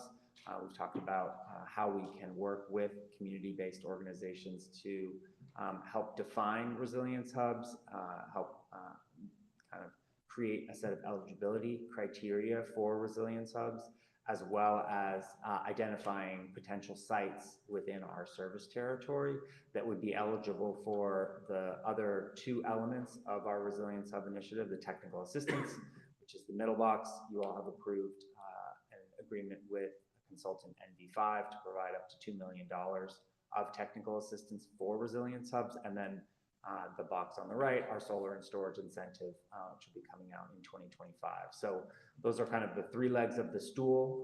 We've been talking about them at various occasions and getting approvals from you all to progress them. And tonight we'll specifically be talking about the grant and what we're planning to do with that. Next slide, please. So the grant recommendation, we are requesting approval to award one of our community investment grants to the Emerald Cities Collaborative. That will be our kind of standard $300,000 grant. This would be issued over an 18-month term, which is a little bit shorter than some of our grants, and I'll explain the rationale for that later. And the objective here is to work with and through community-based organizations to help develop and identify Resilience Hub opportunities, as well as working to develop, focus groups and identify the definition and eligibility criteria for Resilience Hubs. What are the services that they're providing? Who are the services that they are providing? Who are the people that these resilience services are provided to? Emerald Cities Collaborative is a national nonprofit. They do have a local Northern California office and have a $12 million annual budget they are using for a variety of activities that's been focused on climate policy and equity, as well as facilitating kind of stakeholder engagement, very similar to the outcomes and activities that we're planning on working with them through this grant. Next slide, please. So the grant has four basic outcomes, two on this slide, two on the next. So the first is community engagement and capacity building. So we are going to be, or Emerald Cities Collaborative and their partners are going to be engaging with our communities in 3 to 4 focus groups over the first part of the grant to identify resilience needs from the community focus groups that they facilitate, as well as kind of identifying initial potential resilience hub sites. And out of that will come some of the definitional and eligibility criteria that we've been discussing in this body. So we'll bring forward some recommendations from those focus groups to this board on what are the definitions of resilience hub and eligibility criteria for the ongoing programmatic engagement in our Resilience Hub initiative. So that's the first outcome. The second outcome is developing a resilience readiness tool. This is effectively a checklist. What are the services that are provided? Who are the communities that the services are provided to in resilience events? And what are the site characteristics of potential Resilience Hub sites that need to be addressed in order for us to confirm that the this potential resilience hub site indeed serves the community and is eligible for receiving technical assistance or a solar and storage incentive. So this is really creating a pathway to go from an idea and a need of a resilience hub to receiving assistance and eventually an incentive to actually build and develop said resilience hub. So that's the second outcome of the grant. Next slide, please. Then the third element is basically a list of sites that have moved through that resilience readiness toolkit. So we would like to generate up to 50 potential resilience hub sites that have been confirmed and gone through this resilience readiness tool, so that we know that there are people behind this potential resilience hub who are interested. There's a community that wants it to be built. There's a potential site owner who we can work with. There's a potential site that can host the energy related resilience elements that we are supporting through our technical assistance program, solar and storage, to be more precise. So we want, through this community engagement and through this grant, to really develop a list of eligible sites that we can help to move through to developing resilience hubs.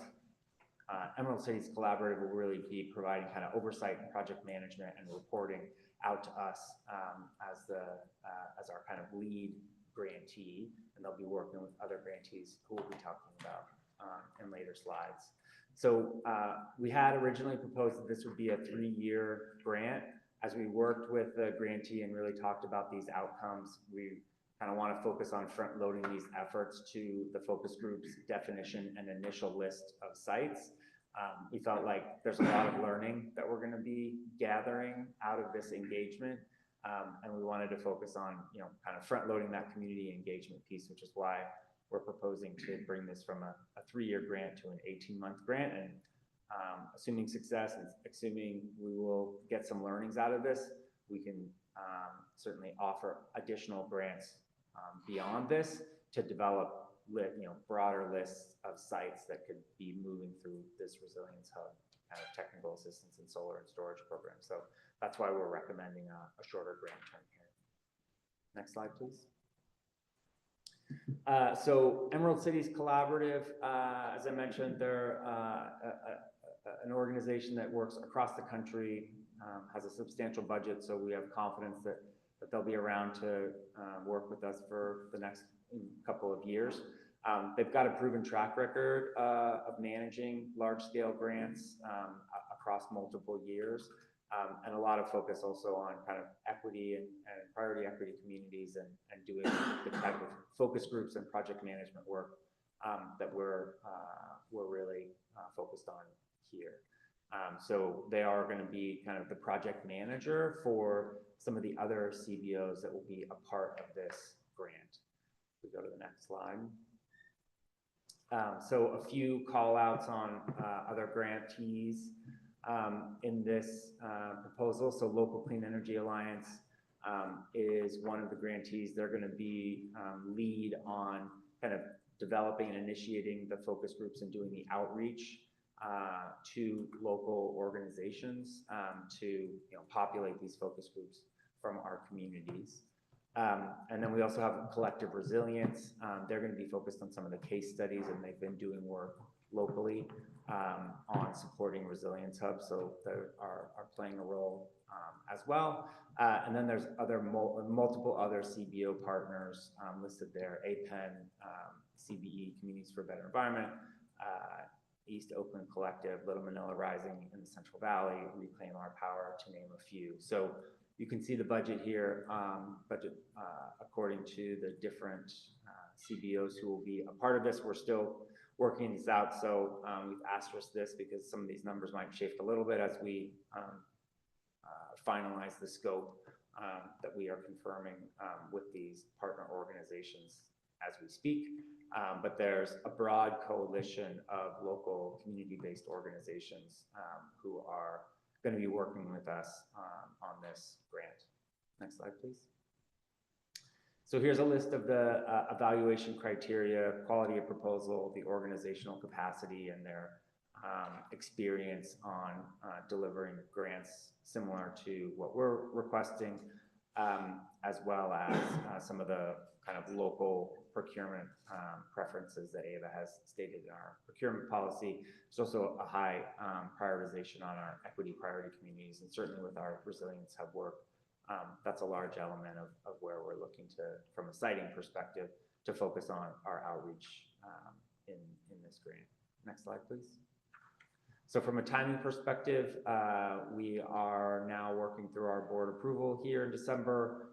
We've gone back and forth with a scope that's included in the materials. So that's in draft form, and we'll be looking to execute that grant in January when we get back in the new year, so that we can kick off the workshops in the first quarter, and then bring some of the kind of definitions and eligibility criteria back to this board as an outcome, and then start to really do the site outreach into the second quarter of next year. So that's the timeline that we're working off with this grant.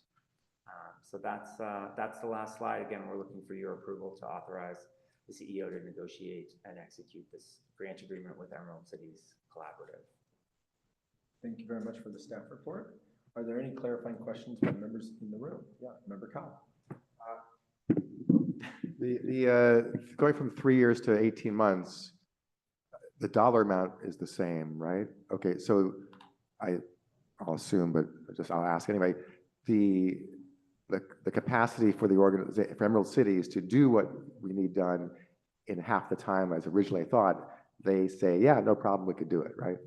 Yeah, and we've also we've reduced the number of kind of eligible Resilience Hub sites. That was the other, or that we were hoping to get 100 or more kind of eligible sites out of the 3-year term of the grant. So we reduced that, and again, we're really front loading to kind of the focus groups and the how do we get this set up properly, and focusing on quantity over quality of the initial Resilience Hub sites that we get through the eligibility tool. So we're just kind of like front loading that, and they've confirmed that the resources that they have can achieve that in a shorter timeline. Okay, any additional questions? Quality over quantity, sorry. Two quick questions. I'm going to summarize what I think this is, and you can tell me that I've got it at least mostly right. In some sense, they're going to help us define what is a Resilience Hub. And then that's number one. That's number one. Yep. And then give me a good sense of like some sites that could work, so that we don't waste a bunch of time with sites that won't work. That's correct. So, and that kind of resilience readiness tool will effectively be kind of the ticket to enter the technical assistance program. Because as we've allocated $2 million towards technical assistance, we want to make sure that those are viable sites that are worth spending money on. So yes. So part of what I've been doing over here is like rapidly trying to figure out who are all these organizations, primarily from a selfish perspective, because I'm here representing the city of San Leandro. I noticed that a lot of them appeared to be either Oakland or Stockton, but I'm trying to understand all of these partner organizations. What is their connection to maybe the breadth of our service territory? And maybe I'm missing the point, because the point is to focus on some very narrow geographic areas. No, I think we want to have breadth, and when we think about what are the definition and eligibility criteria, there's certainly going to be sites that are eligible, not just in a couple of small areas. So I think they're going to do focus groups that bring in kind of geographically distributed population, and they're going to do kind of in-person focus groups as well as virtual. We'll definitely want to make sure that we're hearing from people, not just in a couple of small territories. Those are my questions. Okay, any additional questions? Yes, Member Roche. So I just wanted to be, thanks, maybe that's a lot, maybe between the two. So is the Emerald Cities, they're kind of almost like the sponsoring agency, and then all of these other organizations are going to be working in collaboration with them to do the work to create this sort of basis for what a resiliency hub is, right? Correct. Is that right? Okay. And then in the future, so they identify said sites, like to Member Rose's point, and then will those sites then apply to, is the idea that they would apply to Emerald Cities for a grant going forward to get part of the technical assistance? Will they hold that, or will that be an AVA direct Yeah, so I kind of, once we get this grant approved and we already have our technical assistance consultant, NV5, under contract, we'll set up some meetings between the two of them because we want that resilience readiness tool to be essentially how you get into NV5's technical assistance. And is that something program. we manage or will that be through Emerald Cities as well? Emerald Cities would kind of handhold them up to the pass off, the handshake into the NV5 technical assistance process. That grant has like a project manager as well for the technical assistance piece of it. And so, but that kind of collaboration will be making sure that those eligibility criteria kind of meet our requirements for then just, allowing funding to be released for kind of stage gates along the technical assistance process. Now, if they don't need technical assistance and they just want to apply for our upcoming Resilience Hub Solar and Storage Incentive, it's not a blocker, right? Like if they have everything they need and they want to go and build it and get an incentive for a Resilience Hub, that's fine as well, right? The technical assistance is an offer, not a requirement. And then, because I think like one of the things we're sort of trying to do, my understanding is that AVA doesn't want to necessarily be managing Resilience Hub sites. Correct. Or like being this. So will that continue to be, like if they need not just technical assistance, but organizational, assistance, will that continue to be Emerald Cities? Yes, or other, one of the things that we've identified is kind of NV5 creating like a list of other grant funding opportunities that a CBO could pursue outside of the energy resilience support that we're providing. And so they can go and the CBO can go and pursue other funding sources. So we can kind of provide a list of that, but that's not our responsibility. Okay, right. We're not going to like have a resiliency hub manager within AVA. That's right. Yeah, I would just add that our focus has continued to be on the energy portion, so solar and storage for these sites. And so the technical assistance is specific to that. I'm not sure if maybe part of your question was if there's continued ongoing management of the resilience related services, whether we would be directly engaged there. These grants are not focused on those areas. So we are looking for organizations that are able to either have funding or seek funding and personnel and capacity building around doing the other resilience related services. Yeah. And then just, back to the question about the front loading, the 300,000, like if this becomes wildly successful and there's a lot of sites that are really interested in doing this, I guess that will just be a second stage, right? If the 300,000 goes really quickly and we want to add more later, we can do that. Yeah, we have funding allocated to our community investment grants. And so as ideas come or as there are other things that make sense to fund, then we will make more funding available. But we wanted to kind of focus on getting this going and getting it going more quickly with this initial grant. Great. Thank you. Okay. Any additional questions by members of the room? Berkeley? Yeah, so I just wanted to follow up on that and just make sure I understand.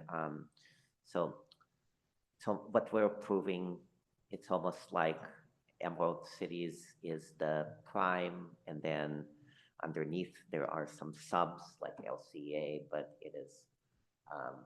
it's a single vote that will account for the 300K. Yes, it's a single grant with Emerald Cities Collaborative, and they are then working with other CBOs, including LCEA, Collective Resilience, and other ones that they've identified. That list is not exhaustive. Those are the initial other CBOs that they have identified who can help kind of do the community organizing. But it's only one grant from AVA to Emerald Cities Collaborative. And how much funding, you mentioned that this is part of a larger grant bucket. How much funding is available for that? So there's 5.6 million that's been allocated to that. And since that has been allocated, we have kind of issued and are have executed or in the process of executing 5 other $300,000 grants. So this is our 6th. So that's $1.8 million worth of grants. We can do a report on that, but those are grants that have come to this board for approval over the last year to 18 months. Some of those grants are resilience related, some are not, just to be clear. So Correct, there's a bucket of grants that we've done that cover a number of areas. And there's different funding streams for various resilience related items. Some of them are grant related, some of them are incentive program related. Are there any other CCAs tackling resiliency writ large, let alone to the in the way that we are? So I think of CCAs as like a very vibrant set of petri dishes, and we're doing a lot of different things in different ways and trying to tackle some of the problems we see and learning from each other and learning from each other's mistakes. So the answer is yes, there are other resilience related activities that other CCAs are doing that have either a municipal focus or a resilience focus.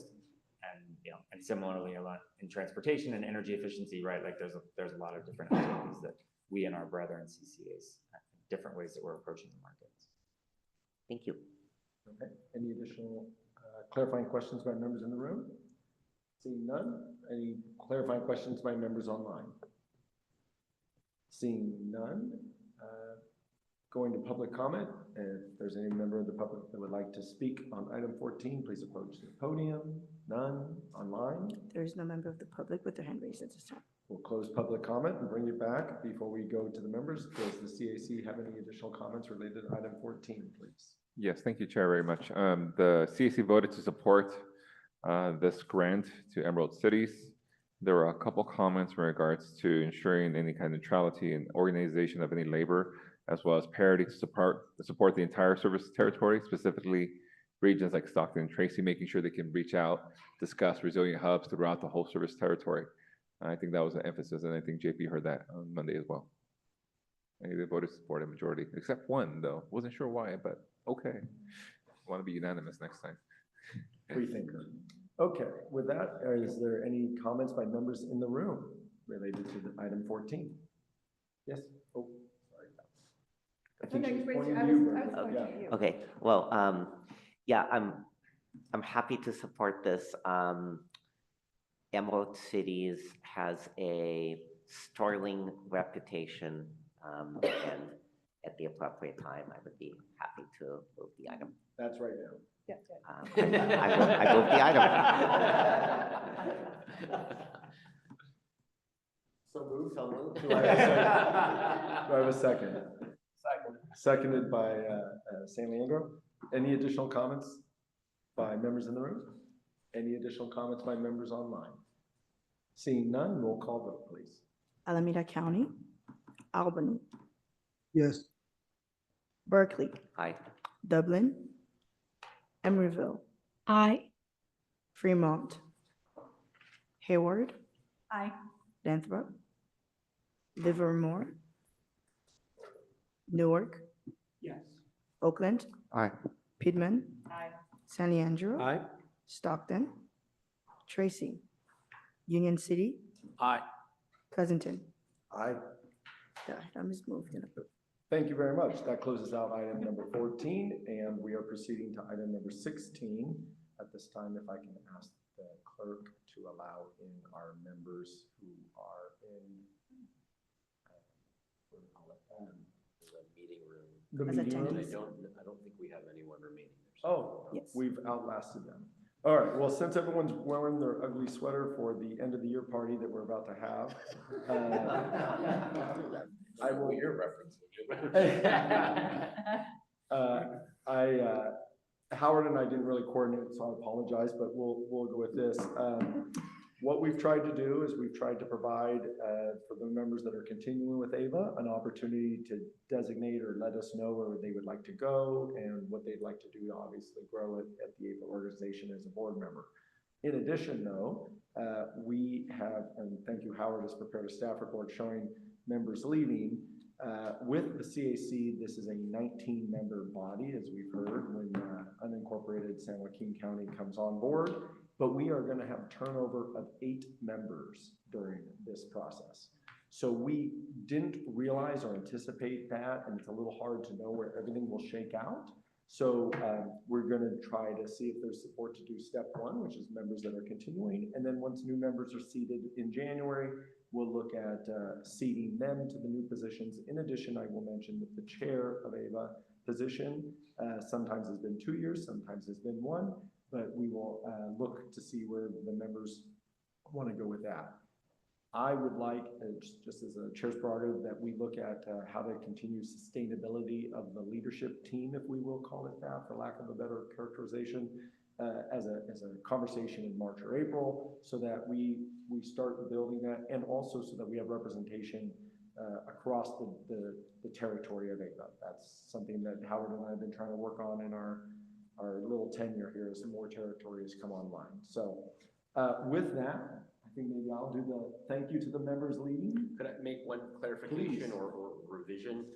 It's not just 8 members, given the month of December, a lot of new councils getting seated, new committee assignments. So it's actually, hot off the press is just in the last couple of days, some additional changes. So I know there's a list here of outgoing board members.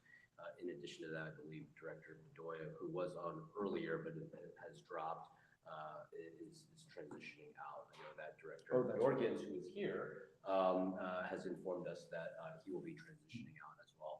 I know CAC Chair Ed Hernandez also was not mentioned here, but I believe that we anticipate that he is transitioning out of the chair role. But that's not formalized, so I don't want to jump the gun on that, so to speak, but wanted to indicate that. And then, of course, we will have a new member from unincorporated San Joaquin County. So when you add all that up, I believe we'll be at 10 new members, 8 remaining members. So actually more than half the board will be.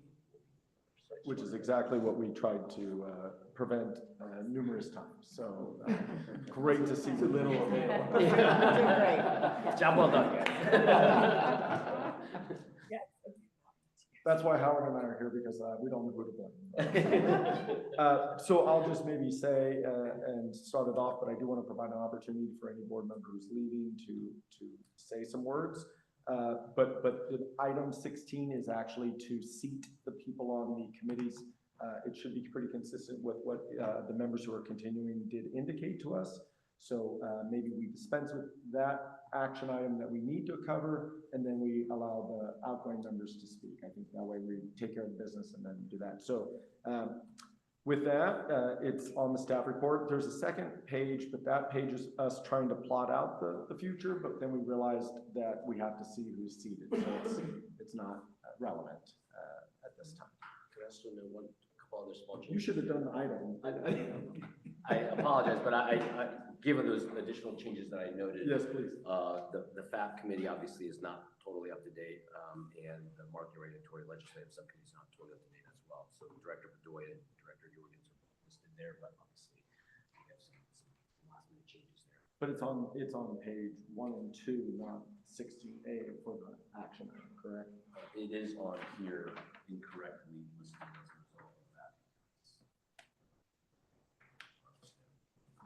Only in the last couple of days, basically, did that change. So it's not totally up to date. Okay, so why don't I just handle this?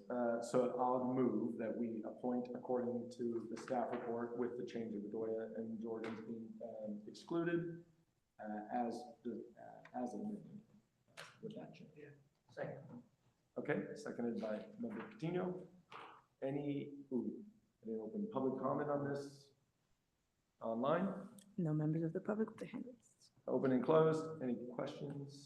Anyone have any questions? Sorry, a little clunkier than I thought. Any comments by any members before we?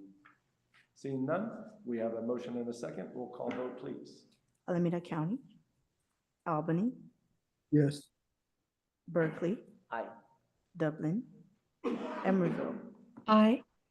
Fremont, Hayward, Aye. Lathrop, Livermore, Newark, Yes. Oakland, Aye. Piedmont, Aye.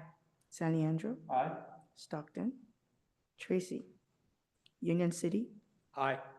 Pleasanton. Aye. The motion is approved. Excellent.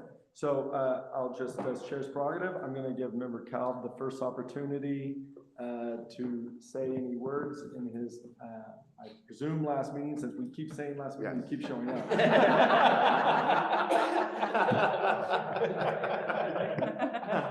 I got walked in the wrong door and I just happened to find it.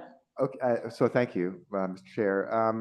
I just want to say it's been truly a pleasure and an honor to be on this board from the beginning. I was on that informal advisory committee that Supervisor Haggerty created, and as I'm not sure sure anybody else here was on that, but there were a number, all the cities were represented. And it was great to have input into that initial creation, which was a year and a half, 2 years in the making. And then being on the board, serving as chair for a couple of years. And I mean, obviously, we've all seen the organization grow, not just the number of staff and number of customers, but just in our impact and what we're doing. And I think the presentation from Annie earlier really shows that very clearly. So I'm thrilled this organization, this agency exists. I'm honored to have been part of it, and I just want to thank all the tremendous work that the staff has done and will be continue to do going forward. And to all the board members, it's been great work serving with you, both the current board members and the past board members. And I'm just thrilled that we're being successful here and really a model for other CCAs and other communities that can be CCAs. So thank you for letting me be part of this.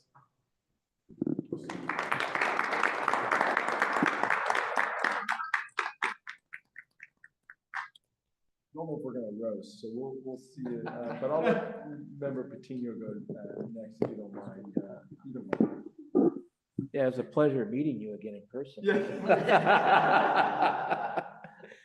Well, as I had mentioned to Howard a couple months ago, I wanted to spin off because we have another council member that really wants to be on this board, and I think after 6 years, I've served my debt to society. But it's been fun. I every day I learn. Every time I come to a meeting, I learn something.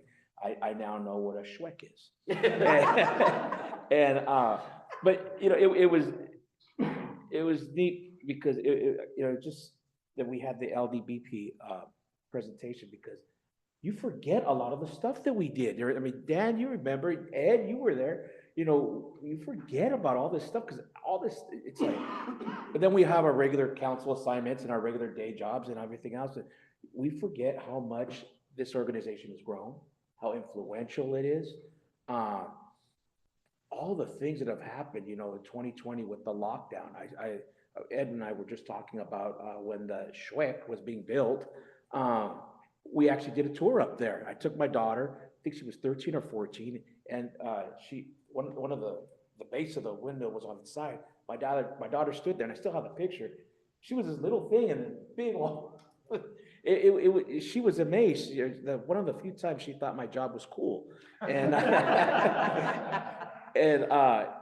we're doing great work. We're doing good work. I actually had a meeting almost a year ago, in January, with Senator Manchin's team, and somehow we ended up on CCAs. And well, he's been a proponent of rebuilding the infrastructure. I think Barraso's probably going to take over now that Manchin's leaving. But we just started talking about that and totally went off topic. And 6 years and 2 months ago, I didn't even know what a CCA was. And here I am having a full conversation with his staff and even our lobbyists, like, I'm going way off topic.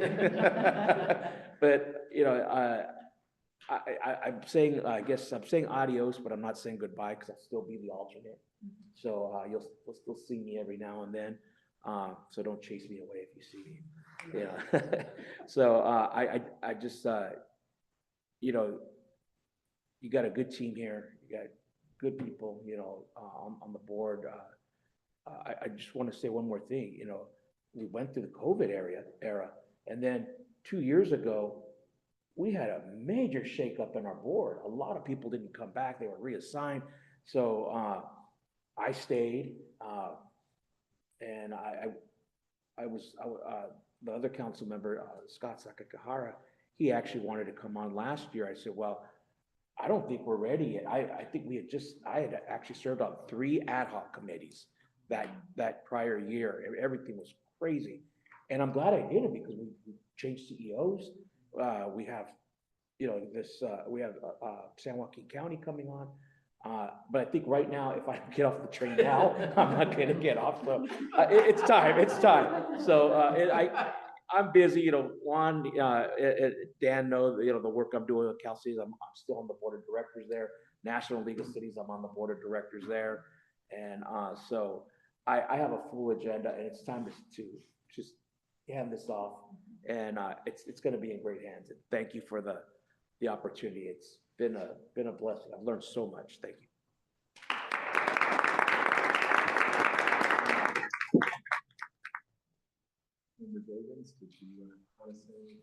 Yeah, just briefly, I just want to thank staff, and you've got a great team here that's doing great work for the East Bay. So it's a real privilege to have been able to work here. And thank you, Chair. It's always great to be at these meetings. They're always terrifically run, and can't ask for more than that.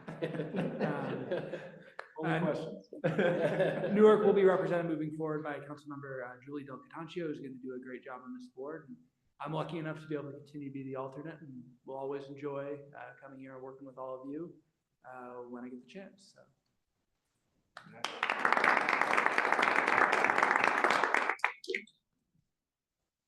Ed, I don't know what you're doing. I apologize. I'll explain to you. Okay. Last month I was about to quit politics, and I said, oh, let me just stick around a little longer. So I think with the CAC work plan, these ad hoc committees, I said, I think they still want to see me as chair in that role. So I think these 6 months through next year, we'll see how I can help and assist, facilitate that work plan, that ad hoc committee. So I think I'll stick around a little bit longer, not get off this train yet. I've enjoyed the work that I've done. Bigger applause for that. Misery lights. Did I miss anyone? Did anyone else? Well, so I'll maybe just in interest of time, as chair's prerogative, thank you for your service. Thank you. I think all of us would like to roast you a little bit, but maybe we open it up. But thank you. Member Kyle, you and I have served on Stop Waste and this together. You have taught me an immense amount. And I think AVA as an organization truly has grown because of your sticking around and remembering the local development plan and talking about these things. So you guys are instrumental in it. So the organization thanks you. I don't know if you would like to say a few words as well, please. If you don't mind sticking around a little longer, I do just want to express my thanks as well and gratitude. I've been with the agency more or less from the beginning, and founding member here and practically so, and a newer vintage, but nonetheless, the leadership and engagement is necessary for this agency. I know we ask a lot of our board members because these are very technical and challenging topics, and I appreciate the level of engagement and availability and responsiveness in how we govern and make decisions for our various programs. And to hopefully meet our priorities and our goals. So thank you so much for that time. As I've stepped into obviously this broader leadership role as a CEO, it's been very gratifying to get to know each of you individually and hear your stories as to why you became elected officials and the service that you provide to your cities and on agencies like this. And so I also appreciate why there comes a time where you feel like, got to transition off, got to pass the reins on to somebody else. It's such a huge responsibility and investment of your personal time. So thank you all very, very much. Greatly appreciate it.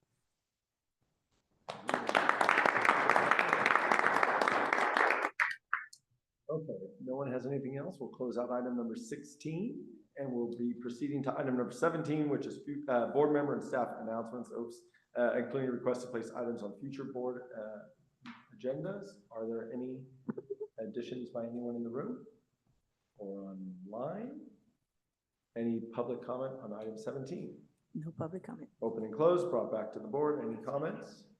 All right, I'll just say mine, which is please have a happy and safe holiday season. Happy New Year. Drive safe. It is a true pleasure to serve with all of you. Thank you. End of the year. And we are adjourned.